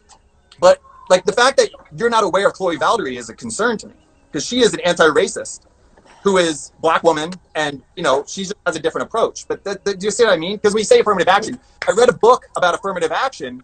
I was all for it, and then I read this book that was talking about how poor black communities are negatively affected by affirmative action. And I go, oh man, that sucks. So I'm asking you for your personal perspective, right? So like not, and I'm gonna be honest with you. Like I talk a lot on my platform about how academic elitism is extremely problematic, right? So when we name drop all these books, I read this book and this book and this book, like I got the library and then we're tapping into like bibliophiles and whatnot through our conversation, right? Like you don't have to bibliotrap on my platform. See, I'm asking you like what's in your heart. What do you think? Not shielding ourselves with the thoughts of others that are validated by so many people, and thus it gives us comfort to use those people. I'm asking you from your heart. Yeah, these are people. Do you believe that affirmative action is problematic? I think we can do something better than affirmative action to lift up, close the achievement gap, and lift up the black community into higher education. But the question was, is affirmative action critical race theory? How do you do that? Yeah, empowerment theories. Oh all God, the empowerment in the world isn't going to help communities if they're up. No, you teach them how to add, fucking subtract, multiply, and divide, write, correct grammar. That's what you fucking teach them. Wait, her response, she's already annoyed because he just said something that actually does work and she fucking knows it works. Go back just a second, listen to her tone, watch her face get all scrunched and weird. The white girl up front, her forehead's about ready to grow bigger, guys. Watch this. This is the craziest body language I've ever seen this bitch put off. Okay. The last time the statistics came out was like at 3.75% the rate their white counterparts solely for being black for the exact same crimes. So again, like this isn't, there's a quote that says, I don't want you to shoot white folks the way you shoot us. I want you to not shoot us the way you don't shoot them. So if we can just reframe our conversation and instead of it being like, well, these things are really negatively impacting Black and brown folks, and so we should change it. Instead, maybe we flip it, and it's accessibility. It's removing barriers to access. It's removing barriers to healthcare. Like, there's injustice in every single fragment of life. But I want to take it back because I'll be honest, Will, I don't know you. I'm sure you are a lovely, well-intentioned human. You don't strike me, right, as a vile individual. No. But I don't believe in wasting my time with folks who are coming to the table saying that they want to have critical discourse or be able to have their mind. Then get the fuck out of the room, you stupid fucking cunt. I don't believe in wasting my time dealing with people that No. She does this over and over again, man. Oh, I'm going to leave. If you're not going to be honest, I'm going to leave. I mean, if you just wasting my time, I'm going to leave. It's like, get the fuck out. This goes back to something we've said over and over on the stream, where there are two arguments that critical race theorists use the most, right? Actually, they're the only ones that I see. Is if you oppose us, one, you either don't understand critical race theory, or two, you are a white supremacist just trying to uphold white supremacy. Right, you know what I see? Those are the only two options that they give you. And this chick in the bottom right, she exemplifies that attitude, right? Like, no matter what, like, this guy's not even fucking, like, he's just asking questions. Right. He's not even, like, attacking them or, like, putting out his own disagreements and saying, well, here's some facts that make it so that what you say aren't true. In fact, I don't think there's any facts given in this entire stream. No, there hasn't been a fact given yet. They just said. I have no, like, I'm sitting here, like, I'm counting claims. I kind of stopped because I got to like 40 something claims. I'm just waiting for one piece of evidence to show up, and I don't think it shows up in the entire stream. But we'll wait and see. Yeah. Well, all right. So what I'm seeing, I wanted to interject this real quick. This is a cult tactic that they're using. The dude is actually being a good cop. She's being bad cop. All right, and the other one is trying to chip away and get him questioning his own reality. Okay, it's a cult breakdown technique. Just saying, I've read about this shit before. All right, are ready? Yep. Minds expanded, and yet can't have rooted conversation, are not willing to have rooted conversation, and cannot at the very base level agree that we have a socio-systemic political problem that oppresses marginalized folks in ways that white folks will never be oppressed. If you can't agree to that, Shiv, I'm gonna be real. Like, I have other things to do. Right? That's not even that. I don't need you to agree with me on everything else. Shit, like I said, I don't even agree with all of critical race theory. Okay. But we have to at least agree on that founding principle. I agree that there is systemic oppression, for sure, and that disproportionately affects marginalized communities, including the Black community. I agree with that. Okay, and that it does not impact white folks. No, of course it impacts white folks. How does it? Of course, I can give you several examples. That's where I get confused. Speak your piece, Will. How do you feel? That also die in similar. Okay, so Will. Yeah. Now, how do you feel that white Americans are impacted systematically because of their race? How do I feel that they are? Yes. I think an example could be something like affirmative action. So when I have students that are mixed race, they are going to write on their application that they're the marginalized. They're going to say that they're Hispanic instead of saying that they're white because it gives them an advantage. So was it Big versus California type of thing. So I think it's less though, for sure. But I think that there are examples of that. So Will, can I tell you, as someone who wrote extensively about affirmative action in higher education, do you know the number one beneficiary of affirmative action policies in this country? White women. White women. Okay. White women. So critical race theory, this is actually an invitation to you, because critical race theory, here you have a perfect example of what you think of as a liberal policy, right? Or you think of as a policy that is intended to... What? The idea that white women are the number one beneficiaries of affirmative action is not an argument for affirmative action. It's not an argument at all. It's just a statement.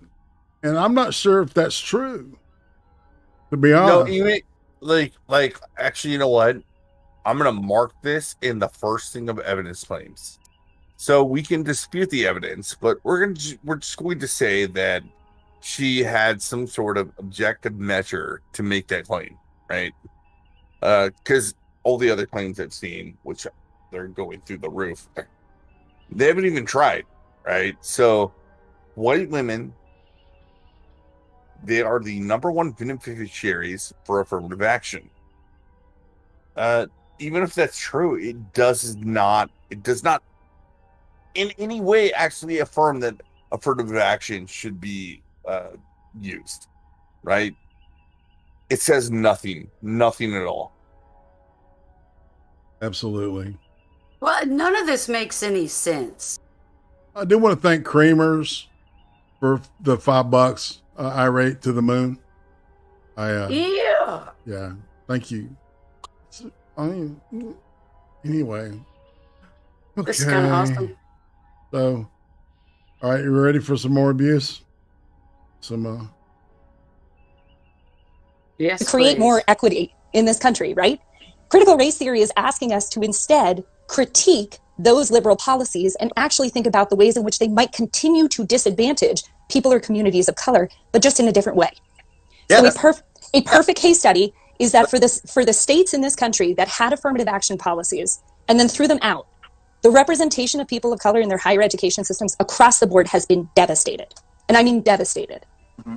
So affirmative action to some extent works, and to some extent it continues to support white people. Critical race theory is simply asking you to take a lens that when you see things that we have been told as white people are good, are civil rights movements, are equitable, are like anti-racist, that you're actually then saying, what is behind this?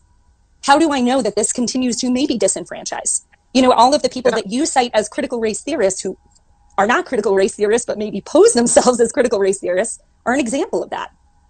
If they are pushing back on the people who actually founded CRT, and these critical race theorists that you're citing are pushing back on the tenets of CRT, maybe that's worth examining and not just taking them at their word.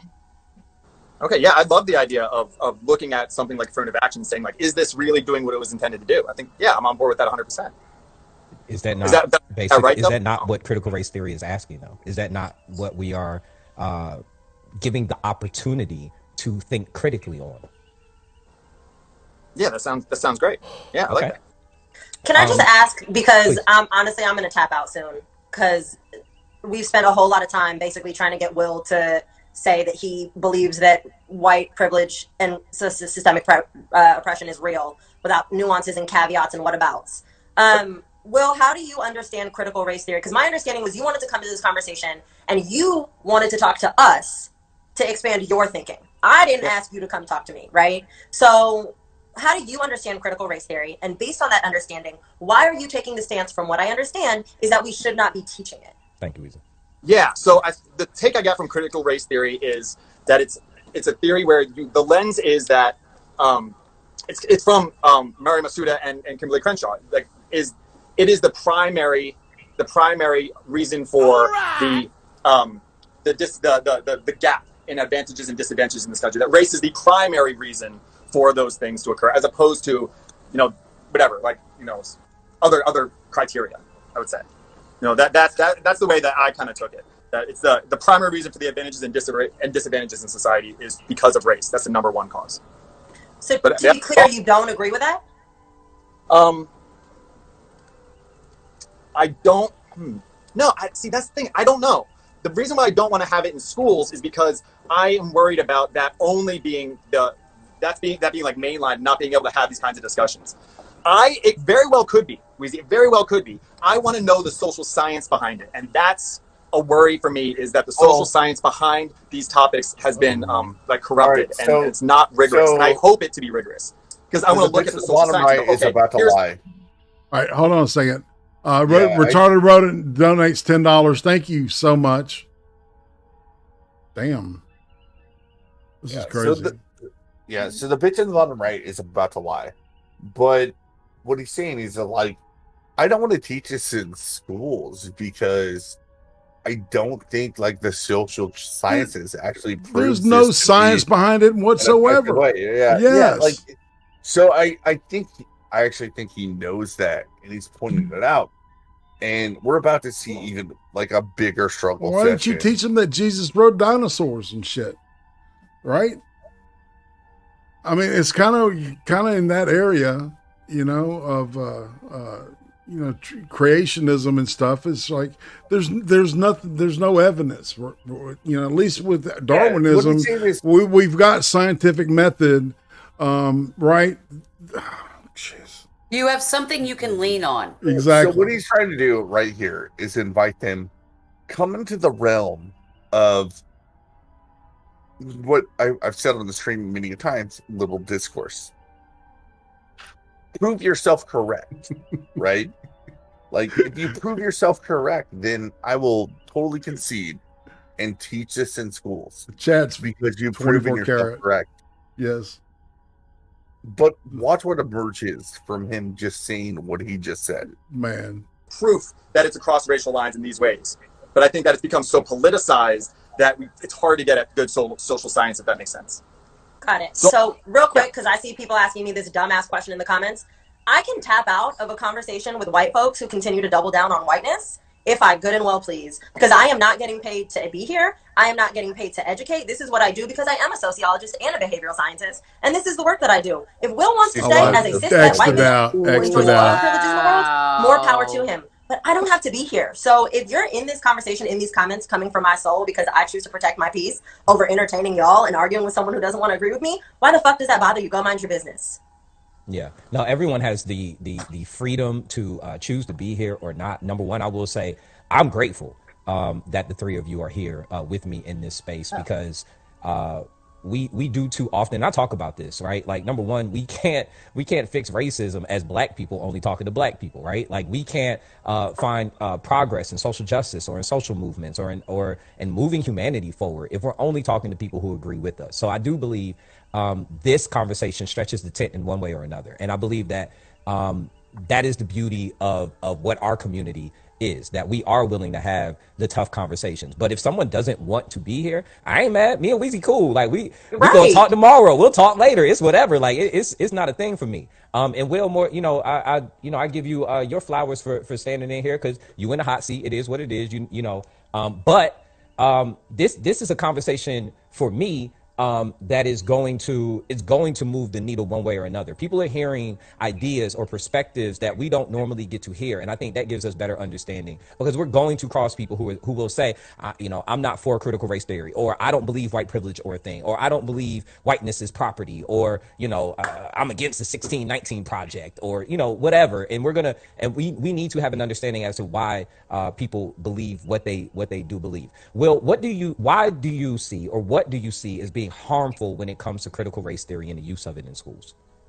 Yeah, that's a great question, Chivy. I think that from my experience talking to lots of different kids who are black, they feel like it has been some elements. I don't know if this is critical race theory, but the idea. I want to know what you think, Will, because it's the shielding with other people's voices that kind of becomes problematic because it's like.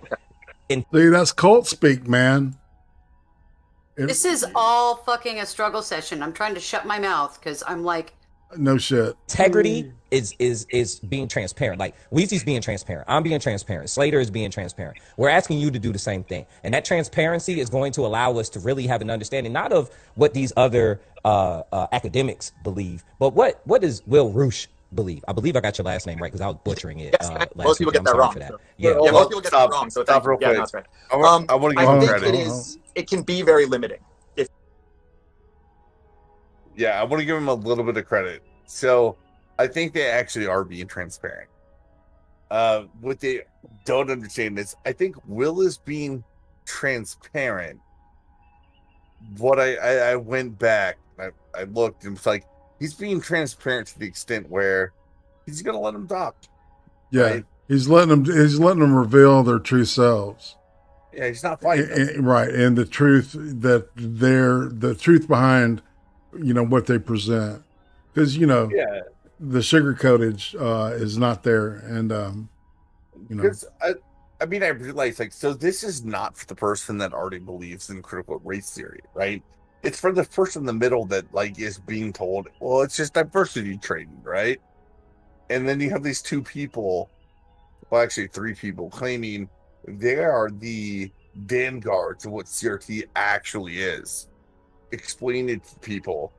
And this dude, before the stream even started, said, if you like what they have to say, you know what? Contact them, get them to come teach your schools. And I feel like after I listened to this, like that was not him actually saying, I think you should do this, right? He's saying you're a fucking idiot if you think these two people should actually teach your children about anything at all. Right. Well, and it's evident that his people are in the chat because they triggered the fuck out of Karen over there. That's what she was reacting. Yeah. Well, they don't know how to take any criticism whatsoever, especially internet criticism. She won't stop staring at the fucking screen. She's so angry at the chat. She's so angry that she's gotten any kind of opposition. Did you see? Entitled. Did y'all see? Take her out on Will right here. Did you see the Dave Rubin thing with Peter Boghossian?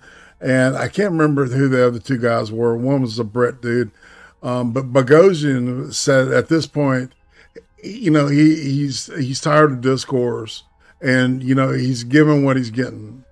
In other words, it's war, is what he said. You know, verbal. You know, I don't think he means physical war, but you know, I mean that's the.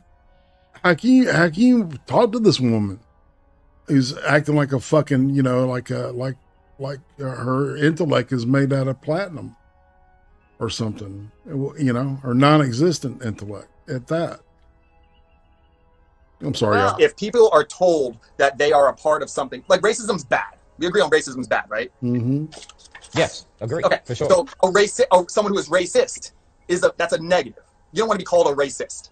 So I would say that saying that white people just by being white are racist, then that is essentially vilifying someone for something that they have, their immutable characteristics. There's nothing that they can do. I think that's not good for white people. And then for black people, I think this is why I think it gets it's divisive. If for black people to say that you are in this country that is just victimized you and your people over and over and over and over and over again is less of a focus on, yes, and there's no better place to be black than America. And America in the 21st century. Like black people would not want they would not want like a time machine, right? Like it would not be good. It was bad. It was really bad, and it's better now. You guys disagree that it was? Well, I'm white, and that's a hard disagree. So it was better to be black in when? No, I'm saying, first of all, it's wild to me that you and I as white people are speculating about where in this world it's good to be a black person. Like that I can't even go into that. But saying that America is the best place to be a black person in this world, that takes an incredibly one-dimensional view. So I'm curious. Is that I could not even begin to speak on this. Could not. Well, let me help you. Yeah. Let me help you. As a cishet white man. Okay. Oh my God. When you speculate on the perspective of black people, you lost. So where is better? Can you teach me then? I want to learn. Where is better to be? So that's maybe that's the question you should ask. But when no, I got you. But you spoke, you professed, you proclaimed before you asked, you stated. You get what I'm saying? So like as soon and Will, this is just moving forward in life, bro, because these are look, we are all learning creatures, right? Like all of us, okay? And I have more patience. I'm just gonna name it. I have more patience than most black people because I am a black man who grew up with a father that was a Panther, a Morehouse man, an active NAACP member, right? But I also have a stepfather who is a white man that lives in rural Pennsylvania who is conservative and a Trump supporter, okay? So I have these type of conversations at the dinner table growing up my whole life, right? Everybody. No, I was just saying none of those people are tolerant. All that list of stuff he said, none of those people were tolerant.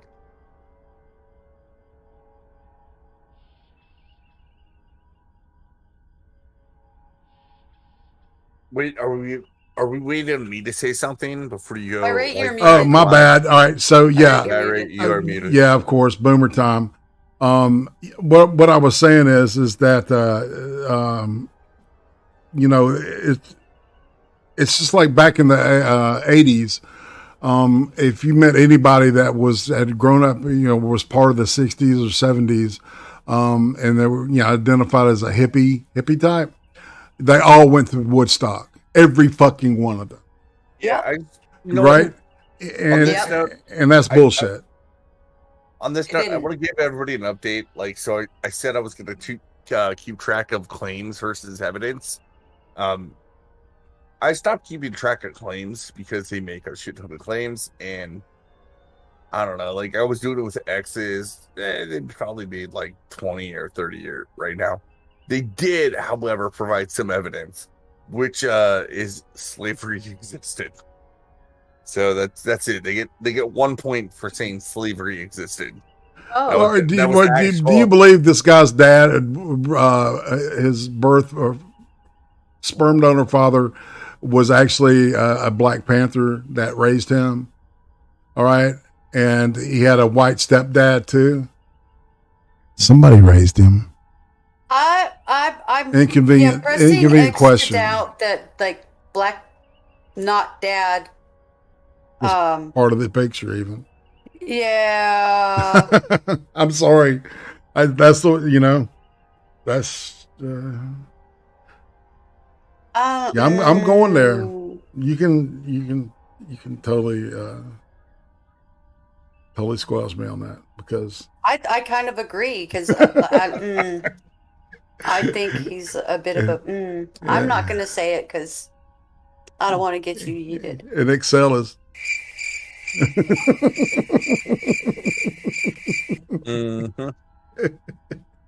All right, we'll finish this roll, man. Oh shit, we're gonna probably have to go to 10:30. I don't have time for this. Maybe not. I got time. Now, when you try to name things from Black perspective, when you try to profess anything about something from Black perspective, I remember it was a conversation we had Dr. Slater and I the other night. I don't remember what it was, and I don't even remember what I asked you, but it was something about Black folk or something, and Slater was like, "That's not my place." Right? In response to me asking this question, it was really inappropriate for me to ask that question. And she called, I felt called in and out. Oh man, why you even ask her that? Right? Don't do that. That's a hard don't do that. So, okay. So I was just saying in general, when you look at which country has the most immigrants, people trying to get into the country from all races, where's the number one place in the world that people want to get into? I was choosing America. So that's just why. Tell me where it's better. Because I want to learn. Also, but that right there is signaling American exceptionalism.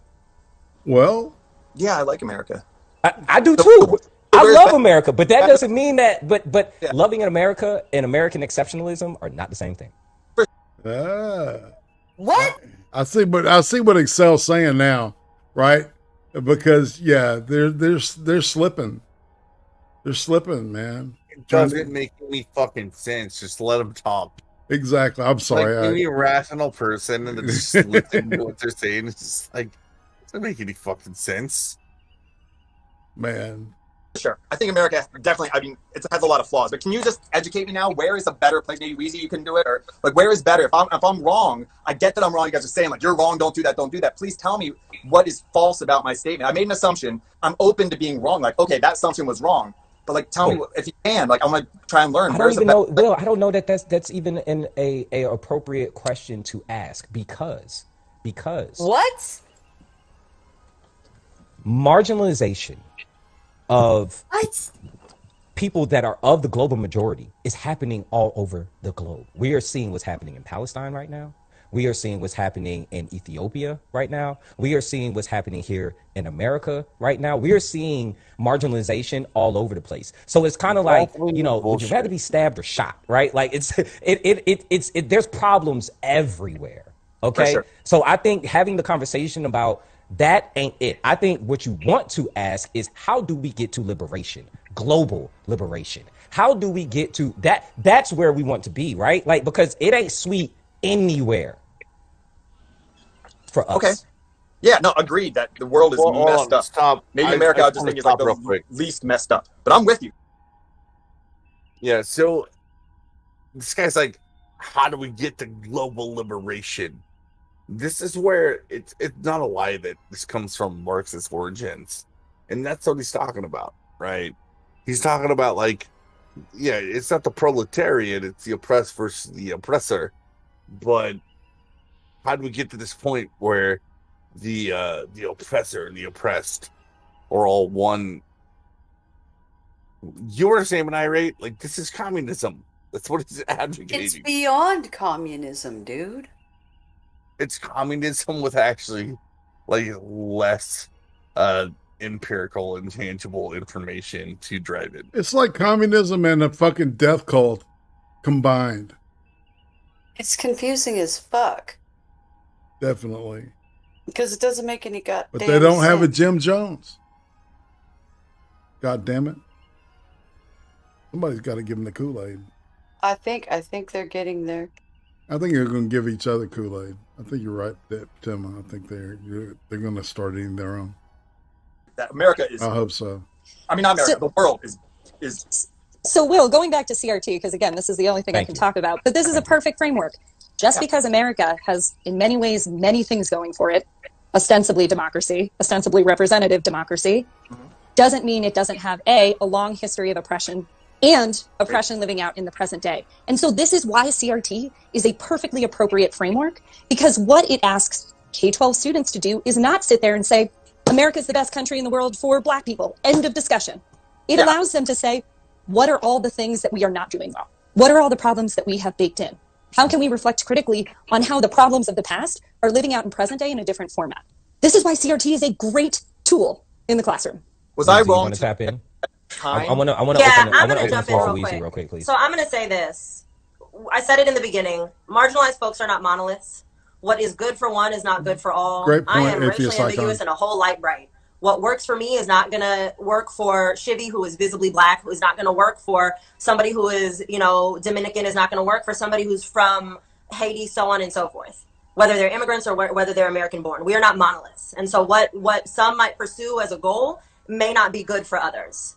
And so that's the first thing. White people aren't monoliths either, or are they? I never said that they were. I said no identity exists as a monolith. So that's the first thing. But my point in that is to big question. Hold the idea that you can specifically ask a singular person of any identity to speak for a global identity is absurd. Right. But you're doing it with white because people. What that also does then, that allows us to find Black folks or Latine folks or Asian folks or indigenous folks who, like I said, because they've been traumatized to whiteness, are attempting to increase their proximity to whiteness, and thus they uphold whiteness and agree with it. Right. That's confirmation bias. And so instead, we want to make sure that we're having conversations understanding that people are multifaceted and nuanced, and they are more than just their identities. And so what might be good for also like a Black trans femme might not be good for a cis Black man, so on and so forth. So that's that.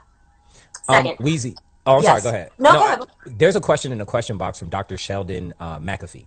And I believe that's a he. I can't tell. The circle is so small. Sheldon. So he asked, who are CRT theorists that you would suggest, right? Because Will named a few people. Obviously, they're not CRT theorists, etc. I'm a learning person too, so put me on. Who are some people you would suggest? Robin Dr. Slater, same D'Angelo. question after Weezy. Yeah.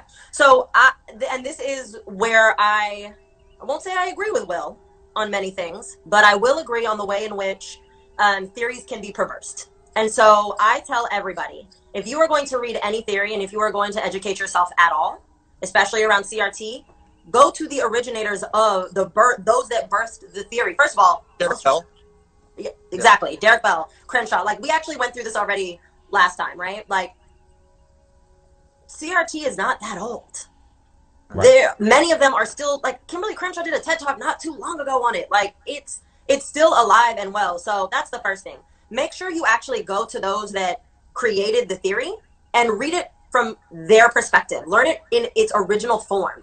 Because what does happen, let's use religion as an example. Faith and spirituality gets put in a text, and then people get their hands on it, and it starts to get perverse, right? Like, how many versions of every religion do we have? And we have extremists, and, right? Like, and that's across the board in every faith-based system. So CRT is no different. And so to that point, I want to bring it back to something that Will said, which is the entire reason that we're here, which was his concern is not that he doesn't agree with CRT necessarily, but that he's concerned that it's going to be perverse and not taught properly. That is not the responsibility of CRT. The onus of that is not on CRT. The onus of that, we are all educators in our own right. The onus of that is on the educators. The onus is on us to go into classrooms and make sure that we are honoring CRT and how it was taught, that we are teaching it like any science, both from understanding and intellect into applied knowledge. That's a lie. And that we are preserving it in its true state and form. That is where I think any theory can become a weapon, is when you put it in the hands of an educator who doesn't have a proper grasp on it, or is intending to use something that is systemically or based on the framework or contextually really powerful, and misuses it for any reason. But I don't think that we blame that on CRT. No. Well, no, I know that we cannot blame that on CRT, right? Or on Derek Bell or Crenshaw, or we can't do that. If educators are not good educators, if they are in the classroom and they are not good at their job, that's not CRT's fault. That's the educator's job. Correct. Yeah, I'm on board with that, because this teachers talk to me about how their school's rolling out this stuff about how the white kids need to be punished for their historic oppression and stuff like that. It's like, oh my god, like who's doing that? Who's doing that? A lot of I mean, I'm sure it's happening, but like at mass, I don't want who's to doing talk that? But there's a lot it's going on. I mean, I think that's why maybe we're onto something. Maybe we're getting somewhere, guys. Maybe that's why there's so much negativity around this, is because maybe it's being done badly by the vast majority of people doing it. But that's why, as an educator, it's important to cite your sources, which is exactly what we says. You need to go to the sources. Well, I'm not going to. I guess those people weren't critical race theorists. So those are the people that I've read the stuff of that was really disturbing to me. Like, was it Christy Dodson? Is that what her name was? I forget. Someone saying like, epistemological violence and stuff like that. I was like, oh man, this is really dangerous stuff. But if she's not a critical race theorist, then we need to separate, like, who are, like, these people are bad, pushing bad ideas. And I would love to get the critical race theorists, maybe the two of you ladies, like, maybe that would be amazing. It's like, well, they're bad and they're causing real strife in my world of CRT because what they're doing is dangerous and bad. It's like, I would love to be able to delineate from those. Does that make sense? Well, I think you also have to have the lens of discernment yourself, right? Because you're picking you're cherry picking, honestly. I'm getting whatever I can see. And using them as the crux, as to why you have a particular issue with a overarching framework that these people do not define. Yeah. There are a whole lot of people who call themselves critical race theorists who do not know CRT, just like there are a whole lot of people who call themselves anti-racists that don't know anti-racism, okay? Just because they call themselves that doesn't mean they're actually walking the walk. Yeah, Ibram Kendi. Yeah. Teach me, teacher host, as he said, Weezy says she didn't agree with all the parts of CRT. What are those? That's a good question. So it's in practice, right? The way that I was taught CRT, and I can name that this could be, right? Like, I learned it from Dr. Victoria Robbins like years ago at Berkeley. This is potentially like an educator's perspective, but the way that I was taught it, I think, personally, Weez, so don't let this be for any other anti-racism educator, anti-oppression educator, Weez. I think it leaves too much room to placate whiteness. That's one of Will's complaints. I think that's one of Will's complaints as well. I don't want to speak for Will, but based on some of the people that he's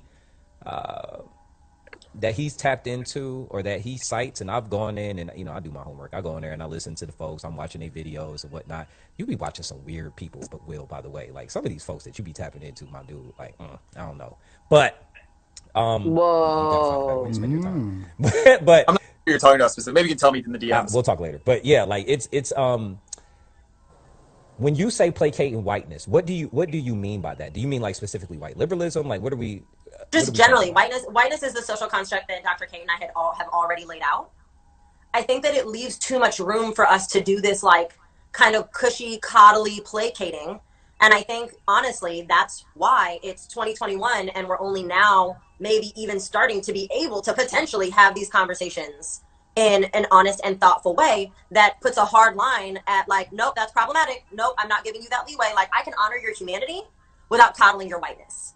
Because I don't think that I think it's a disservice to anyone because, again, if you showed up late, I'll reiterate this, all of us are indoctrinated into the social construct of whiteness. So all of us are capable of reproducing it, regardless of social identity. So if we don't start to actually say, I'm going to name whiteness when I see it, I'm going to stop it, I'm going to address it, I'm going to challenge it, right? I'm going to meet whiteness with fire. Then we're going to continue to allow for what MLK refers to as the white moderate. That's honestly what I think is the biggest problem.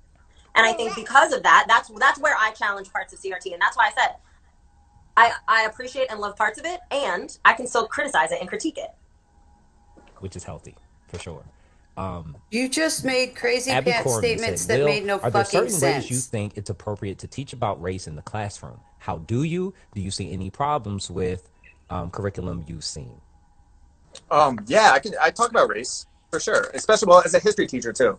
But in government, when I talk about politics, the reason I brought up drug, and we don't have to go back into it, but the war on drugs is because I think that's just a very clear example. Sometimes when we say like systemic oppression, that's vague for a lot of people, especially it's just like, well, what do I aim at? It's like, well, it's everywhere. It's like water. It's like, well, I don't know how to combat that. So, like, do I just rip down everything? So using the drug war on drugs. Say you should. Yeah, that's scary. That's a scary thing. Ripping down everything is a terrifying concept. It's also scary to be black in America. Yeah, but not Oh as my scary as God. losing all institutions. Right? Not for us to say, Will. Not for us to say, Will. Well, I mean, if you say like get rid of policing or something like that, like so there's no policing, like that would be Not for us to say, fuck you. I don't give a fuck what you have to say. I've got an opinion. If I want to express it, I will. Fuck you, you idiot.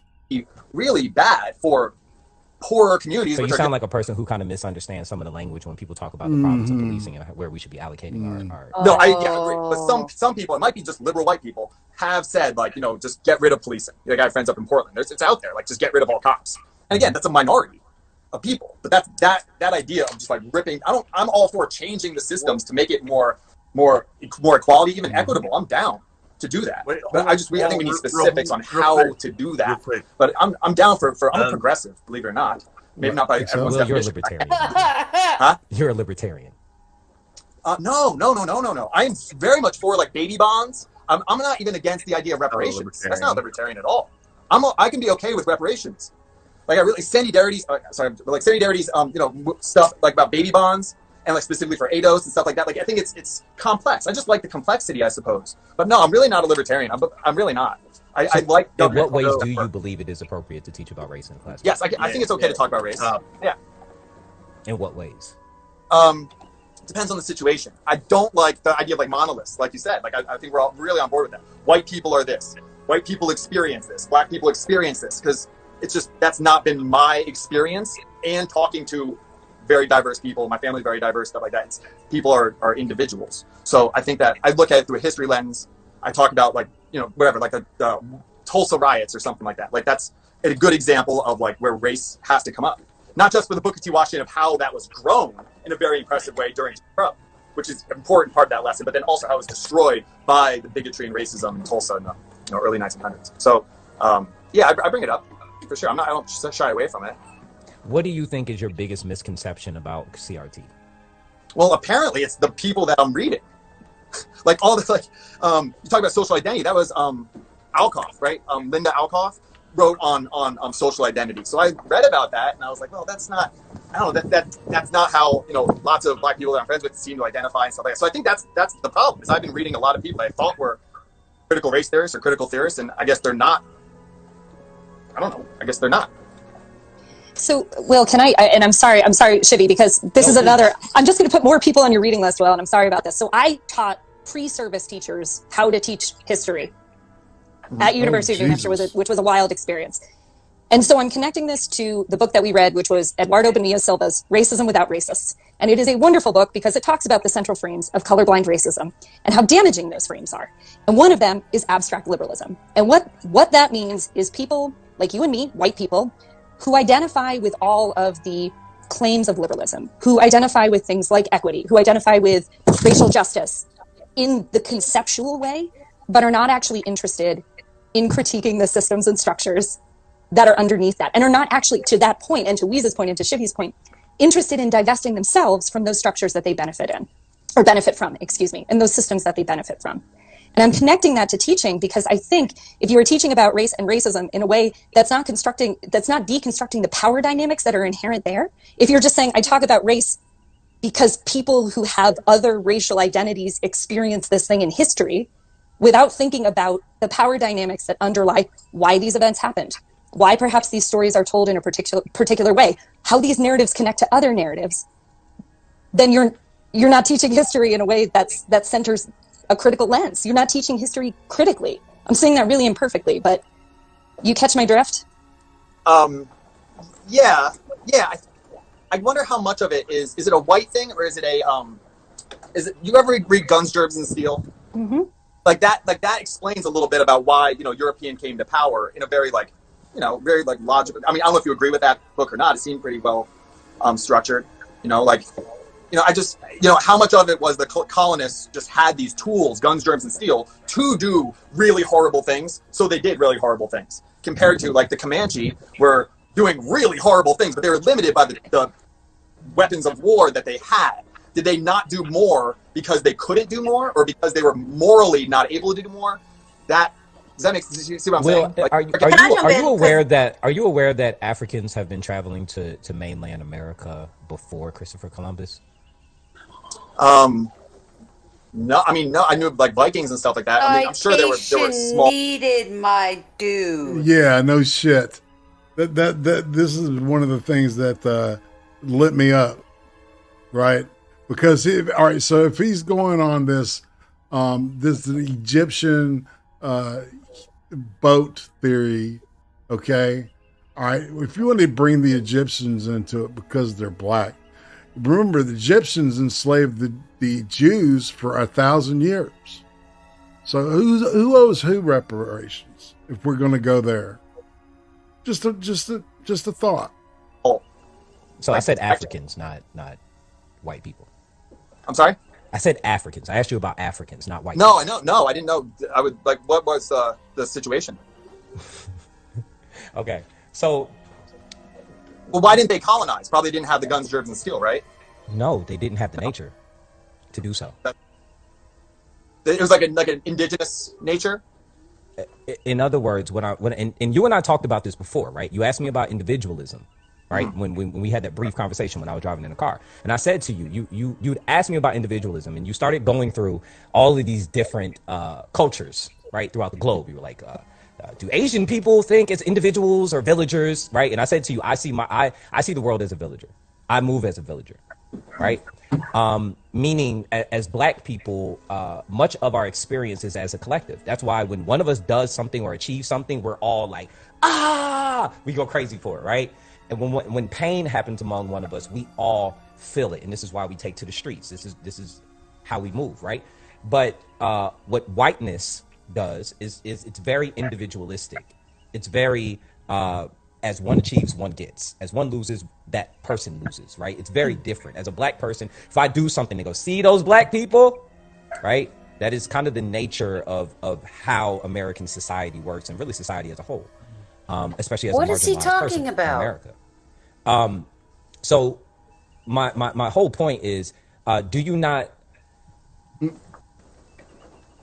There were Africans that had been traveling to mainland America. There's a book by Dr. Ivan Van Sertima called They Came Before Columbus. Pick it up.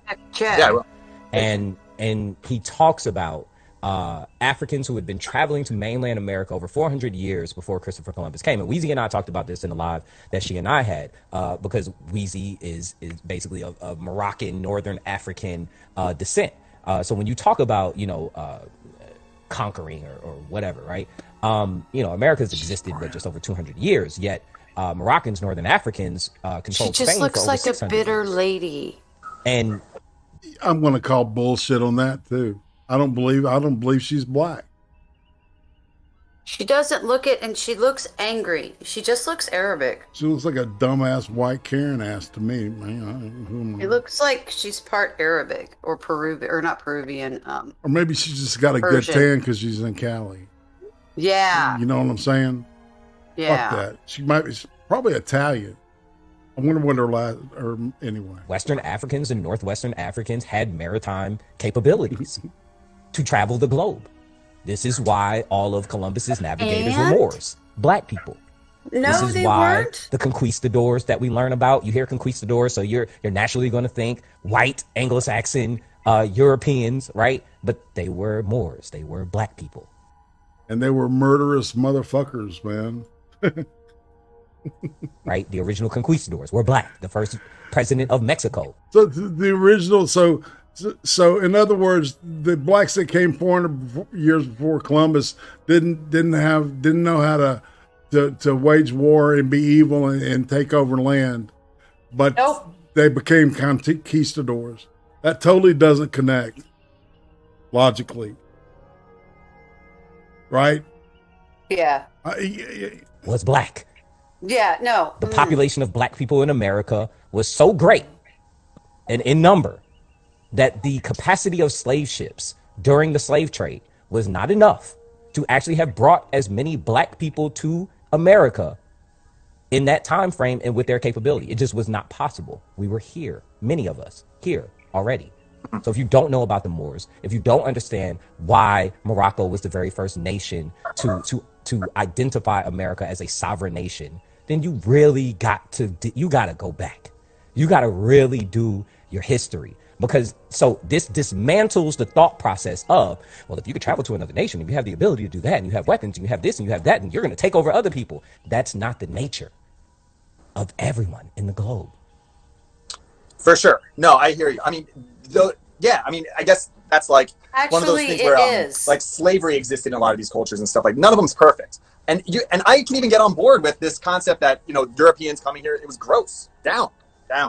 But from that came the Enlightenment principles that I think are the way out. Would you guys agree that the principles of the Enlightenment are good for everybody? Yes, man, squad.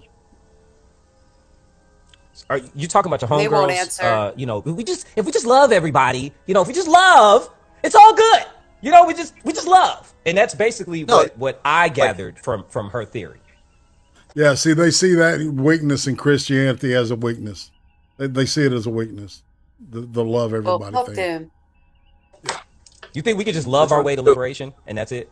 Well, that's how they rationalize the socialism thing, rejection of religion and God, or the idea of God. No, I want specific policies. I'm saying not love. I'm saying the Enlightenment principles, like the Constitution. Like Frederick Douglass recognized that the Constitution. I know, but your girl's theory of enchantment, like the you know what I'm saying? Chloe Valerie. It's treating everyone with the same equal respect is her big thing. Right. Or Daryl Davis or something. Whose responsibility is it to dismantle racism from your perspective? I think everyone who's a member of society. Racism is a terrible ideology. It doesn't hold up. It's a stupid way to think. It's overly simplistic. It doesn't work. It's a self-defeating mentality too. That if you will discriminate based on someone based on their race, you're going to miss out. I had a student one time who said, "I don't learn from women." And I was like, "Are you insane?" Like, what if Oprah Winfrey said, what if you have an entertainment business? Oprah Winfrey is like, "Hey, let me help you. Sorry, Oprah, what can you teach me about at the entertainment business?" Like, that's the way I see racism. It's terrible. I think it will defeat itself, but I think it's all of our responsibility. You do talk about toxic femininity, which I think is one of the most. I'm looking at Weezy. I'm trying not to look at Weezy right now. All right, it's one of the most problematic things that I've ever seen, and I don't know if you just did it for clickbait, because you bring like YouTube aesthetic to Instagram, right? So like you do like like you just did a thing on like cultural appropriation, but yet you put on like computer graphic imposed like locks on yourself, right? And for the cover, for the cover, right? But also don't have a clear understanding of the difference between cultural appropriation and cultural appreciation. Well, that's what I talked about in the video. Actually, so I ahead, just want to jump in and bring it back to the point. For anyone who doesn't know what Enlightenment principles are, it's a philosophical movement that dominated in Europe during the 18th century, was centered around the idea that reason is the primary source of authority and legitimacy, and advocated such ideals as liberty, progress, tolerance, fraternity, constitutional government, and separations of church and state. Now, inherently, the problem with that is that when our Constitution was built on those founding principles, but was not built on those founding principles, including the humanization of marginalized folks. So you cannot fight our Constitution. Our Constitution should be burned, because our Constitution in and of itself is only written for who owned land. Get the fuck out of my country. Yeah, Bye. traitor. Go away. No, you need to go somewhere else. You don't get to break my house. No, you need to fucking go now. You go find Belize, you go to Liberia, you go to fucking Egypt, you go to fucking Morocco, you go wherever the fuck you want, but you take that bullshit and you get the fuck out.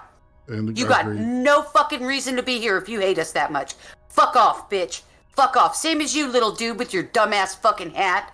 You two can fuck off. There are plenty of other fucking places that'll take your ass. Just go ask Mos Def. Now get the fuck out of my country right now. Well, then it comes back to that pesky question about Well, why do so many people want to fucking immigrate to the United States if it's such a problematic place? Get the fuck out. Right? Just seriously, leave. Go to Mexico. Go wherever the fuck you want to go. I don't care. But you know what? It's closing time. You ain't got to stay here, but you got to go. Closing time. I'm done with this shit. I'm done with this shit. You can't. We got a little bit more. Men at the time, it's still written accordingly. Who was owned? Black folks. Those amendments have not been ratified. You should read your constitution. If you're going to actually make these references, then you should know what you're talking about. There are still really oppressive amendments and languaging in our constitution that are inherently 13th Amendment. Which means the Constitution itself is only rooted in enlightenment for white people, just like this country. So, to bring it back, because the point was critical race theory, and I said this already, we can play this game of answering questions with questions and diverting and throwing, we can sit and talk about all the other shit some other time, but we're here to talk about CRT. And the question was, do you believe that it's real and true? My understanding is that you have now come to the realization that you have been reading and learning from people who are not in fact critical race theorists, and thus your perspective is horribly informed. It's not actually informed by CRT. Is that a fair summation? Yeah. Cool. Yeah. So that's one. Cool. So that's one. Good resource and so good. Cool. So that's one. Two, you should understand your concern with CRT is that it was going to be weaponized and improper. What? I was just saying, like, if anybody listening didn't know what CRT / critical race theory was, you know now. Because this bitch in the bottom right corner is telling you. That's what it is. It's bitching and trying to make you feel bad and call you fucking stupid. Literally all it is. Well, and somebody pointed this out. It's like a license to bully people and not have any moral repercussions as a result. Right? Well, you know what? Too fucking bad. Being a dick comes with fucking consequences. And if I turned around and treated her the way she's treating this man, she would be crying how she's being oppressed by a white person. Never mind the fact I'm actually like 55% colored. Never mind any of that shit. No, I'm like Native American. And you want to talk about oppressed people? Bitch, my people are mostly fucking dead. That is the ultimate goddamn oppression. Go find out how many actually genetic gypsies there are fucking left in the world. And not only genetic gypsies, you go find them Slavic motherfuckers, because we barely fucking exist anymore. So if he wants to talk about actual oppression and actual fucking genocide, this bitch can shut the fuck up, because she doesn't even know. She doesn't know. Faithless is completely 100% correct. It's Destroy America 101. Yeah. Yeah. All right. And they're calling everything whatever the fuck whiteness is. Apparently, it encompasses like literally all of the Asian continent. The whole planet. Oh my God. So it's crazy, isn't it? It's the new chili. Taught. Can we agree that that is not the responsibility of the theory? That is the responsibility of the educators who are doing the educating. But you haven't told him anything. Well, I would have to dive in more onto the theory, but just generally, is it in anything that you teach? Right, you teach history. Is it your responsibility to teach? Well, anything, the Enlightenment properly, or is it the Enlightenment's responsibility to pop up and resurrect itself and be like, actually, that's not what happened, and this is how it works? Yeah, I think it's to properly, but I think that, of course, that's going to be, we're going to disagree on what properly means, but yes. Well, okay, so properly, rooted in fact, citing the sources. Right, does not prioritize opinion or emotional reactivity. Right. Properly cites accurate sources. Okay. Yeah, right? I was reading sources and I got jumped on. So because the sources. First of all, let's those are not good sources, bro. I mentioned Masuda and Crenshaw. Okay. And when there was common ground and people and you named a good source, you were validated and affirmed by these two women. Yeah. So let's not lean into white victimhood. You weren't jumped on. You were incorrect, and we corrected you. Correct. That's not fair. Because what you end up doing when you start using language like that as a cishet white man, you put Kate in a certain position as a woman, and you put me in a certain position. So, well, why does it make you uncomfortable when you hear cishet white man? Why even play that game? Time out. That's not a wait. Thank you for saying that. Thank you for saying that. Yeah, not a game. Race is not a game to us. Okay. I got a 14-year-old son who now is my height or peeking over me now. I ain't got no hair, so he over there, he looking taller than me. Mm-hmm. And I have to deal with the fact that his innocence, first off, his innocence was gone at age 6, 7, 8. But his innocence in the adultification of his presence is overtly apparent to me as a parent, which means that my son moving through society could potentially cost him his life because of race identity. Okay? Yeah, good. So when we name cishet white male, right, and you call it a game, the flip side of that is as if it's a game for my 14-year-old black son to walk outside, and it's not. Okay. So I listen, because I've heard you many times, and you kind of you play loose with it.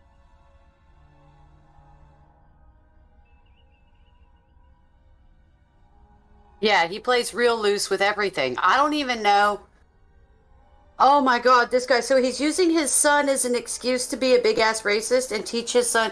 He's gaslighting his son. You're muted, by the way, Irate. He's gaslighting his son into being afraid of going outside. Man. Are you serious? Yes.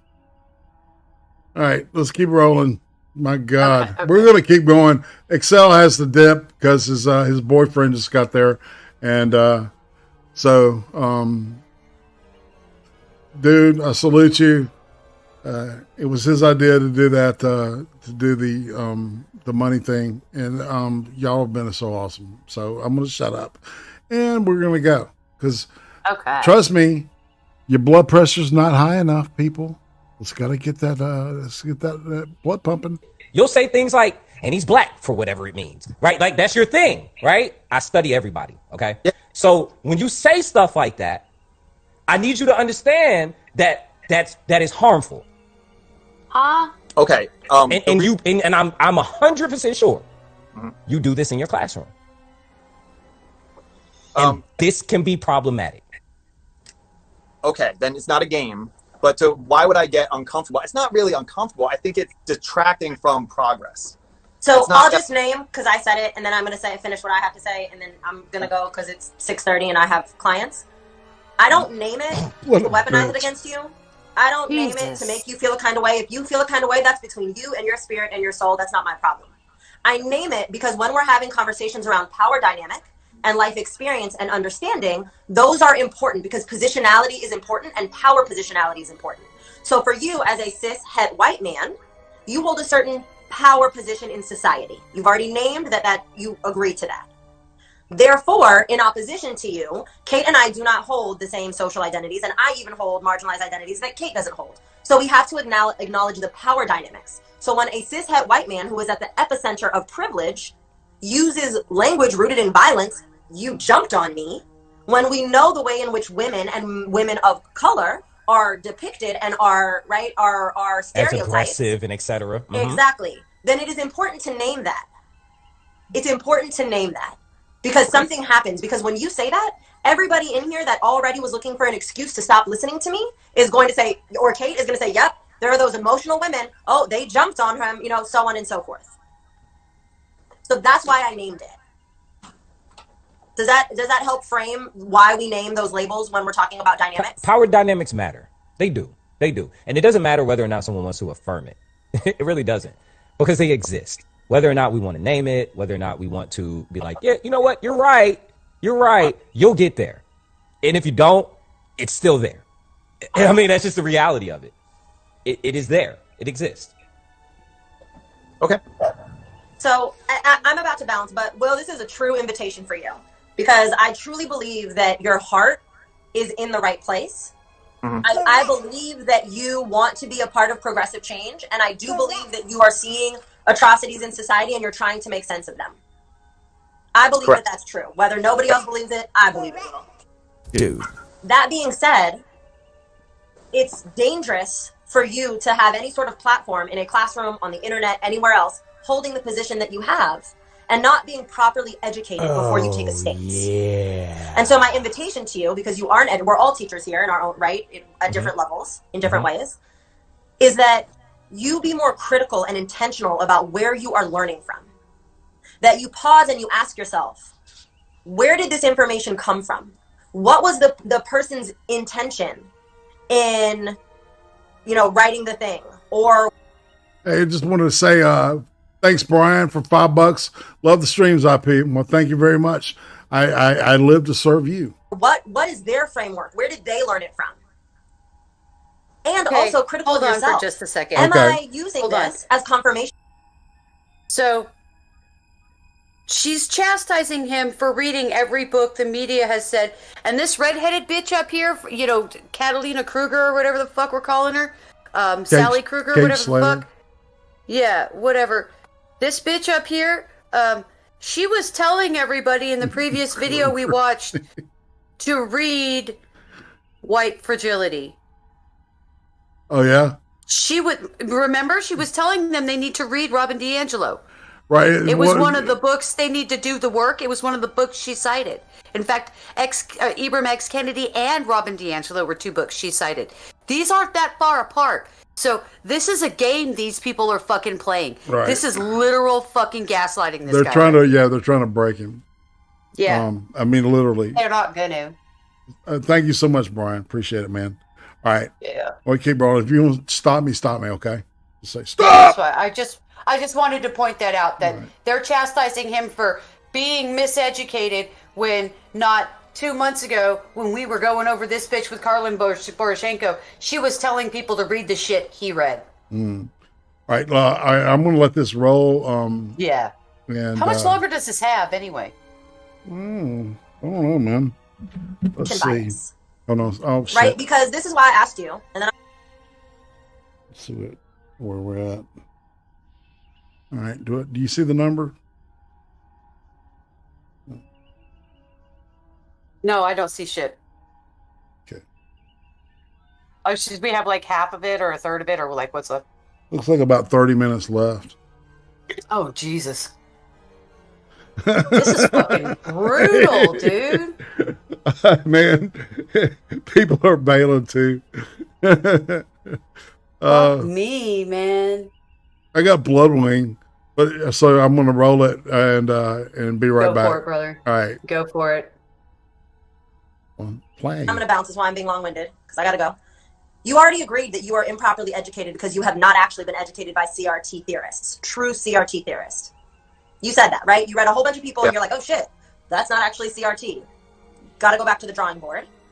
Okay. Right? So I wonder what this could look like and what this conversation could have looked like if you had been properly educated and then formed an opinion. So if you want to go back and do that work and come from a perspective of like, yo, and now I've read the things and we can actually talk about CRT, I will come back and talk to you. But until that time. And it's not a two-way street, right? What do or you is mean? it? What do you mean? Well, is there ways that you could be educated too about other perspectives? I mean, you wanted to talk about CRT specifically, the theory and its place in the classroom. Yeah. I've already done my work around CRT. I already said what my criticism was with it, and I already said our responsibility. So I've already said that I don't completely agree with CRT. So what other perspective is there? I don't know. I mean, I'm not an expert on this stuff, but there are people that are. Exactly. Does it make you feel better to say that? Right. Huh? Does it make you feel better to say that? That I'm not an expert? No. Does it make you feel better to ask her if she's going to go back to do the work because you now feel the onus, responsibility to have to do it yourself? No, I'm down to exchange ideas. That's what I thought this was. Here's the thing, Will. I'm not here to exchange ideas, but you contacted Shiv. Let's be real clear. You contacted and reached out and tagged the homie Shivy because you wanted to have a conversation with individuals who understood critical race theory, who taught it and or had a proximity to it.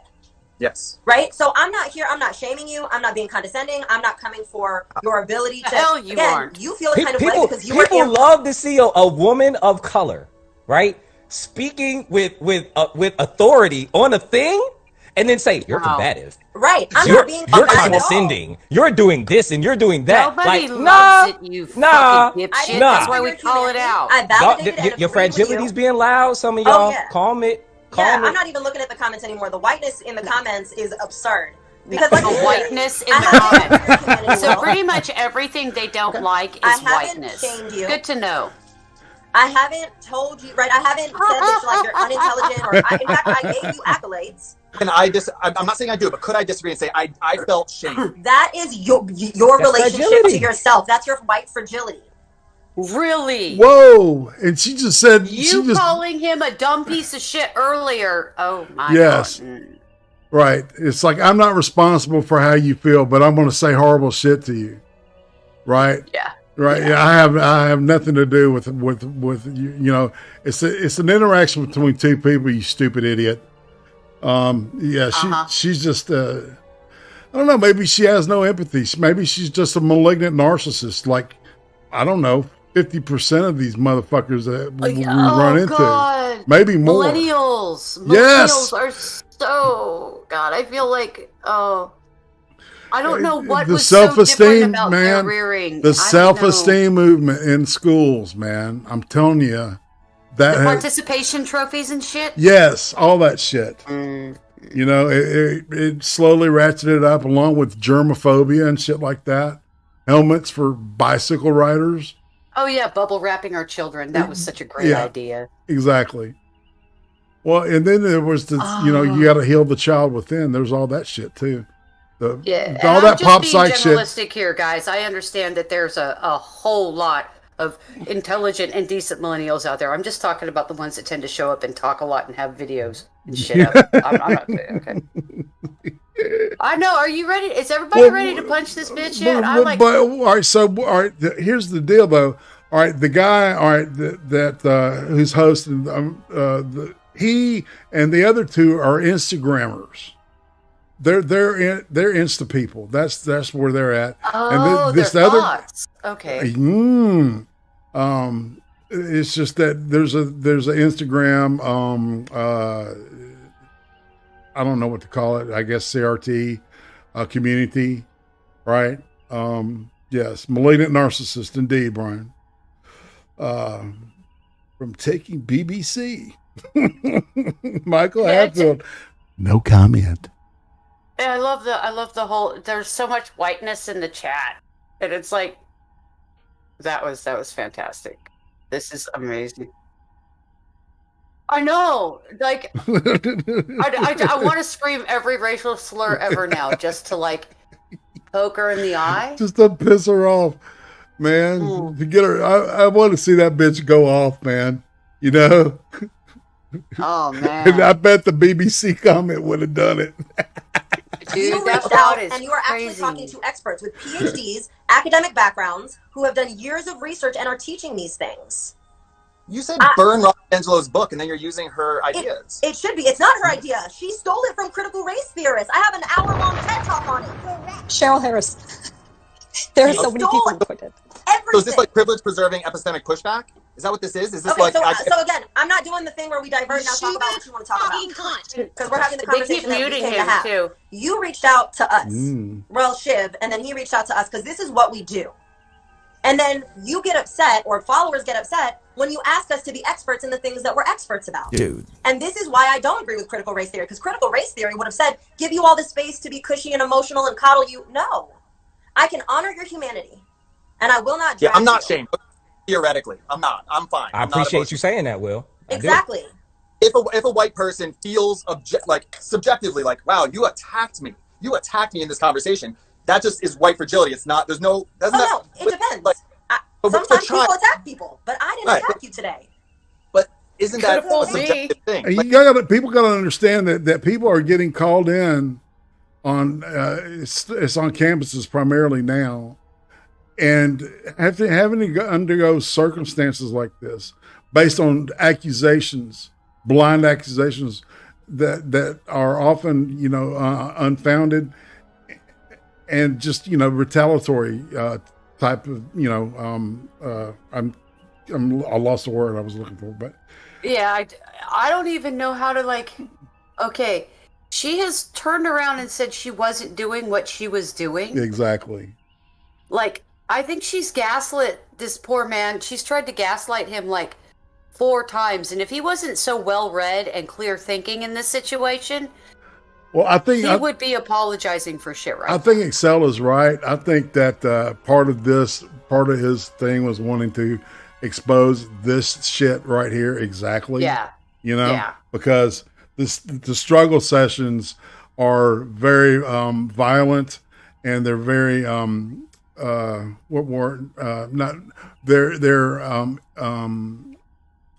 they're invasive. You know, they're psychically invasive. I don't know what words to use. There's just, you know, it's a way, like I said, to bully people and get away with it, or feel better, feel right. All right, because they have no empathy. Like, as students, did I attack you today? Let's not do the thing. You said you felt shame. Well, which one is it? You said you felt shamed by me, and now you're saying you didn't. That's not fair. I never said I felt shame. I said theoretically if I did. Bruh. All right. Am I crazy? Run the tape. Run the tape. Yeah, I'm not I crazy. did. Theoretically if I did. You said I feel shamed in this conversation, and I said that's No, I that felt is what like my you were fertility- trying to shame me. amended it and Well, said to be honest- theoretically. Well, I didn't. If I did say, I don't think I did, but if I did say that, I meant theoretically if I was shamed. Yeah, well, that depends. Did I attack you, or is it your fragility? Like, we'll see. So, right? So but your in this intention, conversation, let's not play the semantics game. In this conversation, did I attack you? Intention. Did I attack you? No. Or did I just make very strong points and hold my ground and exist unapologetically? Yes to all of those things. Did I show up as an authority in the thing that I'm an authority in? Yes to all of those things. Okay. Right?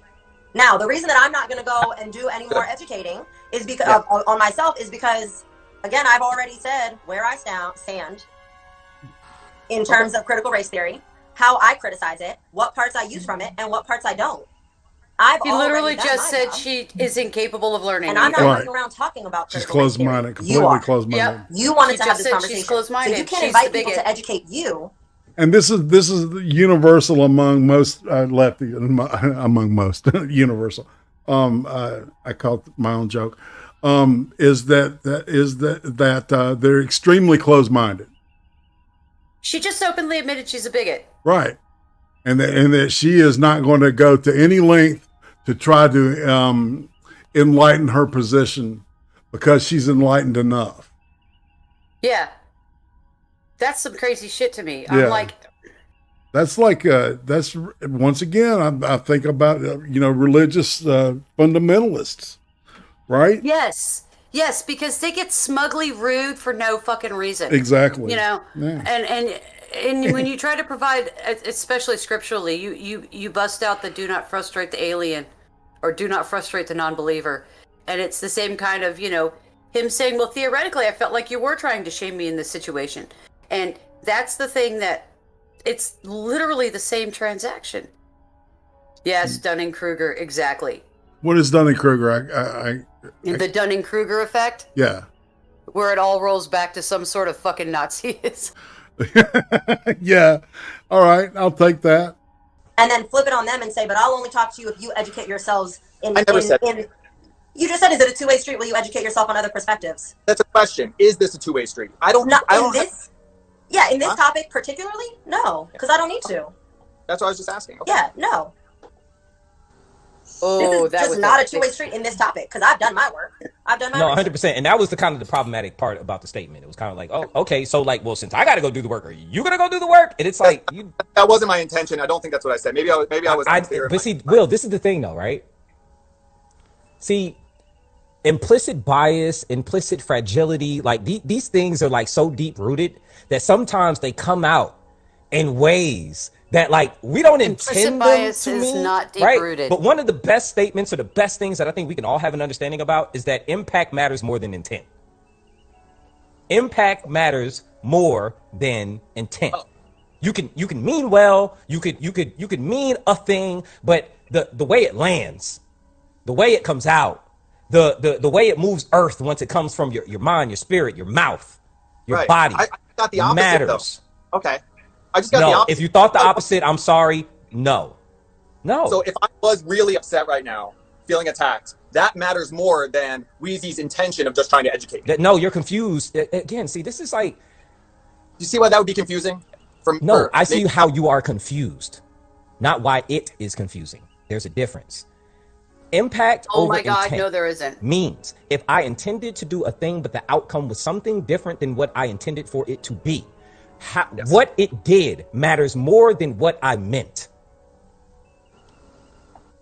Does that land? Can you say that one more time? I'm getting wrapped up because it feels like it's the opposite was just told to me. It has nothing to do with the other person. See, he started to question himself. All right, and that's exactly what they want him to do. To start questioning his thoughts. Because they're gaslighting the fuck out of him right now. And they're hitting him from different angles and different with different approaches. Right. This is, I swear to God, this is cult breaking down technique right here. It's on This you, is CIA the person shit, guys. that put the thing out there. Indeed. You put the input in, and what the output is your responsibility. If the output is not what you intended when you gave the input, then you got to own it. You got to take accountability for it. We may mean to love a person or be good to a person, but how we do it is harmful to the person. We got to take accountability for that. That's what that means. Okay, well then she it ain't got nothing to do with the other person. It's on us. Well then she We needs to can take cause harm accountability. and mean well. Liberals do it all the time. That's the story of white then people. she could That's the story of white people. Kate, you've been so patient. I'm so sorry. I gotta go. Yes. Okay. Yo, Weezy, thank you so much. She We're not going to be on too just much longer because I know herself. it's folks that want to talk, and I want to give people their freedom. Will done been in daylight, and now it's getting dark. Weezy over here like, you not. I got to get to the bag. We're not going to hold you up, Pooh. I appreciate it, but regardless, Will, my invitation still stands. After you've actually read Critical Race Theory, and you want to have a debate and discourse around it, because like I said, I don't agree with all of it either. The Stefanik and Delgado book? I'll send you some sources. Okay, I was going to say, Kate's got a whole Kate, list get your for people. you. Thank you. Then Weezy, I love you, Pooh.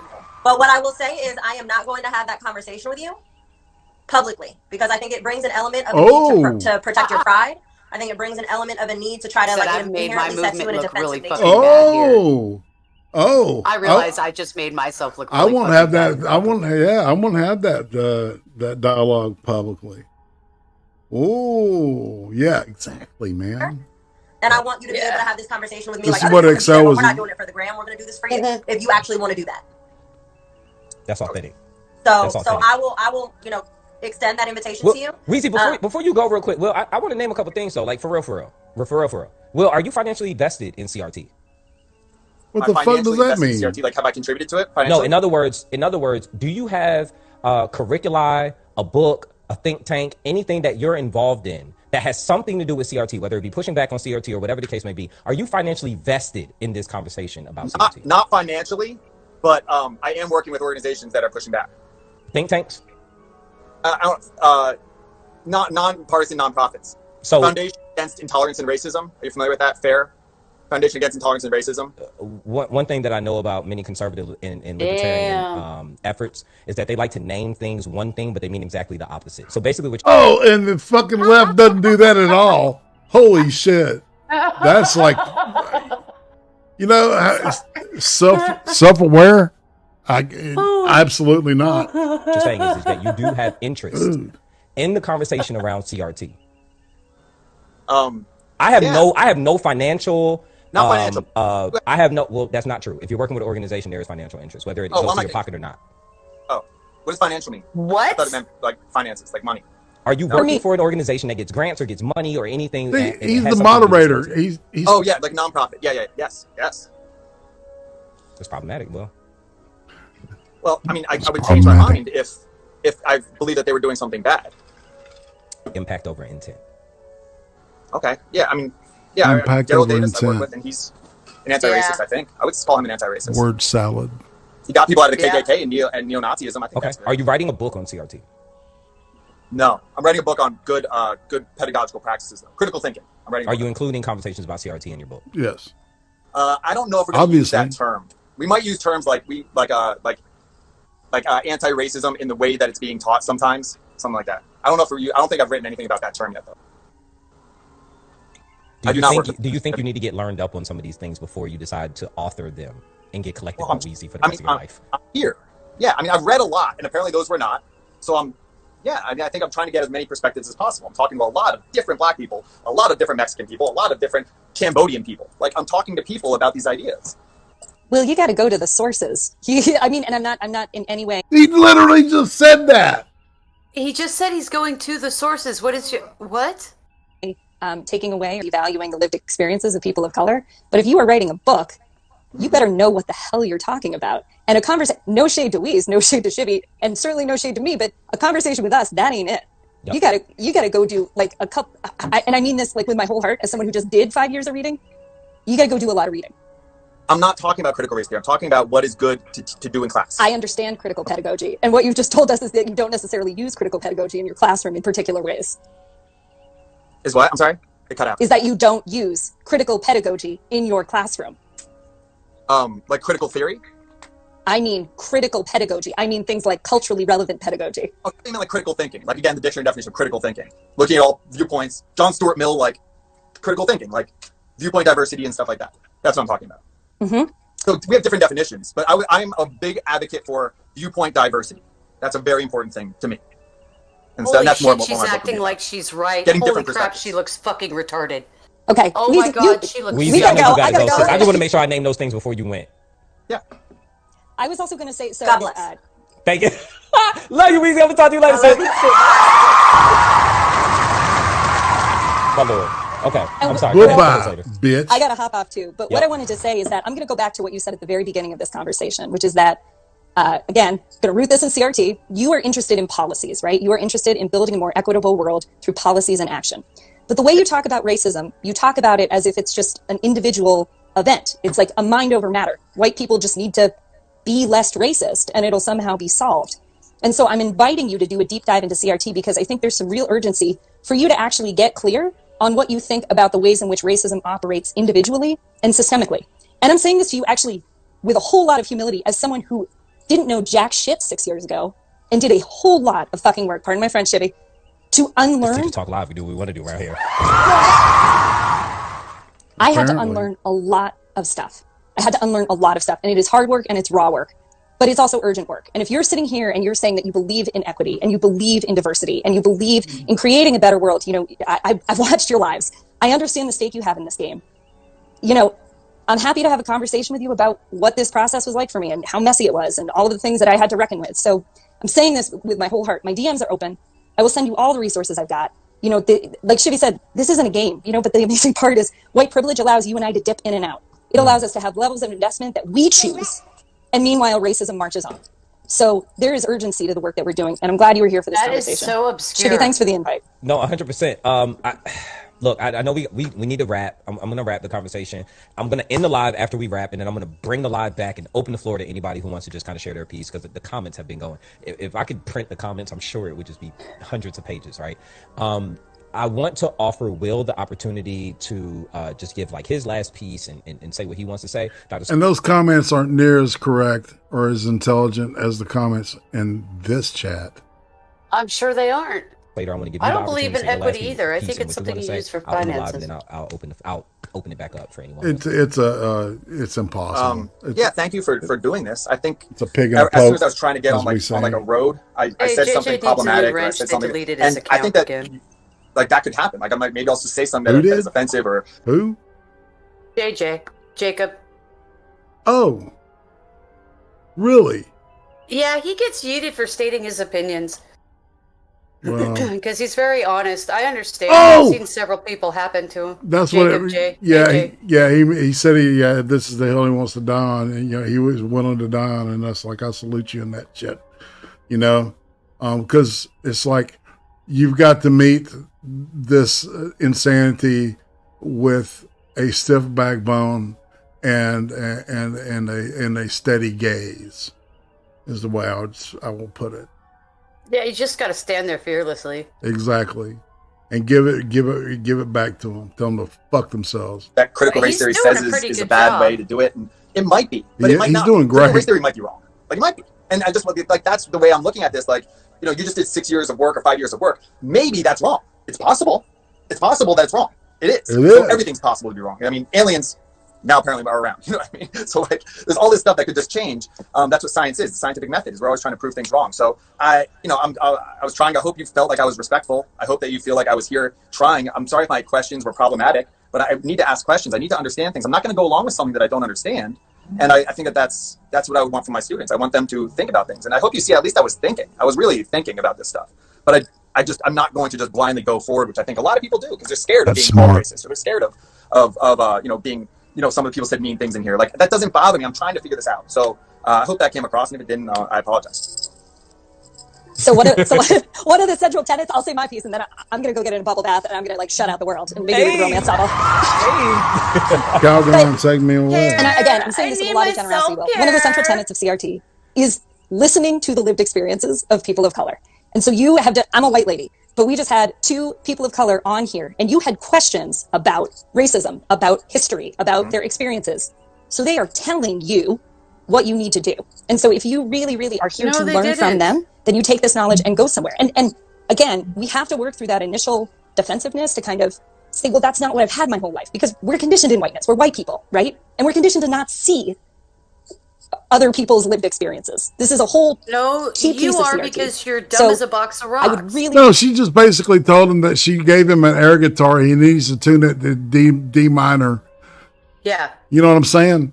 Yeah. It's word salad. It's retarded. Well, it's so goddamn stupid. They told you how to do the work. No, they didn't. They didn't. No, they didn't. Right. They just told him. They told him shit, trying to make him feel uncomfortable, trying to bully him into saying what they wanted him to say, and he wouldn't do it. That's what that shit's about, and it really bothers me. It really pisses me off. I don't know about y'all. Pisses me off because she was talking about critical pedagogy like it was some sort of critical theory thing, and it's not. Critical pedagogy is the process in which, it's actually just the fancy name for the Socratic method, or epistemology. It literally it's critical thinking. It's how you backtrack things and you find their origin. We commonly call it epistemology. Oh yeah. No, actually, I bet her tub is a bit off shade yellow because I bet she don't even know how to scrub it correctly, Brian. Sorry, just gonna leave that there. That's white. Shall we finish this out?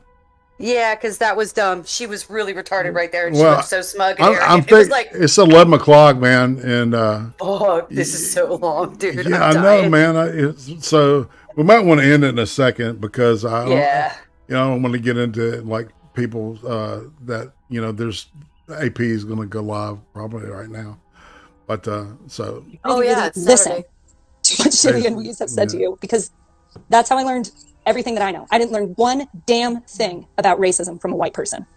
Correct. That's bullshit. All right. So yes, Dr. Slater, I thank you. Thank you so much for being here. Will, thank you so much for, bro. I wouldn't want to be you today. This has been, let me tell you something, Will. I got mad respect for you, and I told you this last time. Yo, bro, you would want to be a lot of folks feel how they feel, they think how they think, and they do it kind of in their silo. They do what they do. It honestly causes a lot of harm in classrooms. The world doesn't see it. No one's there to call them in or call them out. They're not willing to share these perspectives out loud. And you did, and you are. I appreciate you for that. Folks get on me because they're like, why would you amplify this person? Or why would you give opportunity to share a platform with this person or whatever, right? He's calling them a racist, okay? I mean, that's the we let you express your racist opinions and thoughts, and you were good at doing that, and I appreciate that. Yeah. The reality is, number one, you look at how many people have been tapped in our live. Yo, this is a teacher live, right? None of us are in the M's or the 500,000s of followers, and y'all know how Instagram works. He teaches. Lives don't get that much viewership unless people really care about the conversation, right? So you have afforded us an opportunity to really talk to people who see things maybe a different way, or maybe they're just not informed enough yet, and therefore feel how they feel, and now they're able to get some information from us or whatever. So my hope is that there was some fruit and some gain from you coming over here and having this conversation. Yeah. One thing I will advise you is that be careful what you ask for, because sometimes when we think we can just we can tap in with a person and we're just gonna ramrod our ideology, and that it's going to have a particular outcome. He who knows something knows that he knows nothing at all. One of my favorite. Oh, well, there you go. Oh. That ain't me. That's him? That ain't me. Yeah. Oh. Okay, well, he just threatened him. Just so you know, he just threatened The Will guy got threatened. To color blindness. As the aim? I got you. But Socratic Black is not a monolith. Chamber over here and having this conversation.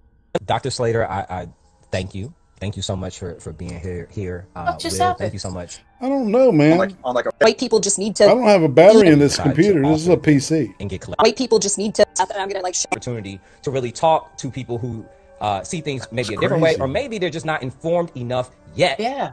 And therefore feel how they feel, and now they're able to get some information from us or whatever. So my hope is that there was some fruit and some gain from you coming over here and having this conversation. One thing I will advise you is that be careful what you ask for. This is a threat. Sometimes when we think we can just we can tap into the person and we're just gonna like ramrod our ideology, and that it's gonna have a particular outcome. Many he who knows something knows that he knows nothing at all. One of my favorite. Yeah, okay, so it's his thing. Yeah, I guess it was his. That's so weird. Right.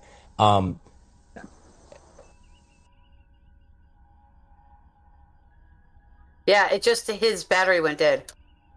That's crazy. Formed enough yet. Well, let's just end this thing. And therefore feel how they feel, and now they're able to get some. I'm kind of tired of watching this guy get gaslit. Get his shit pushed in, but for no reason. Right. Well, I think he did a good job though of exposing, the reality behind the way these people think and operate. Right.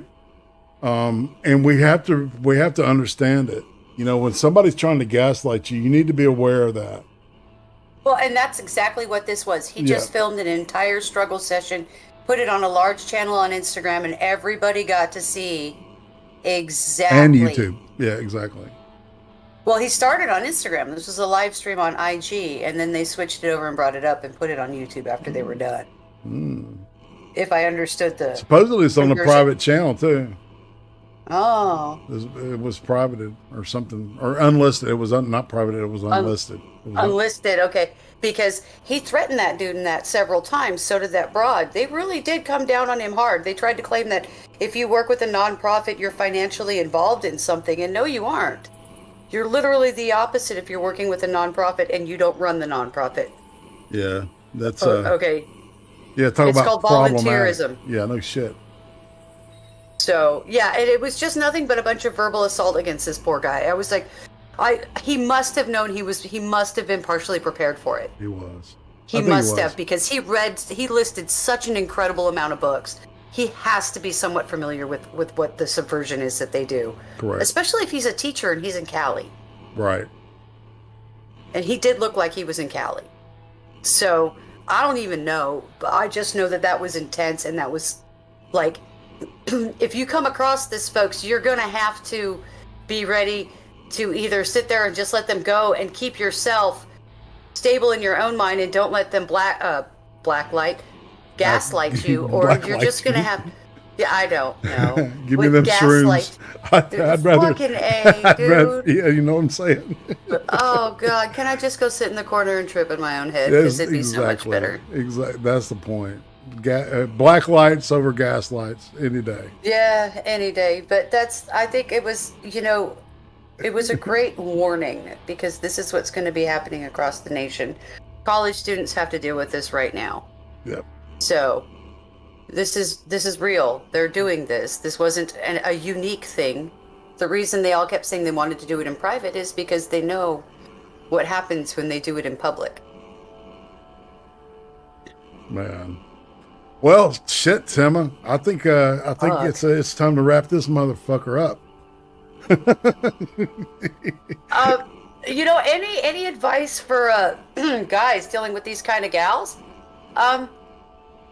DNI, do not interact.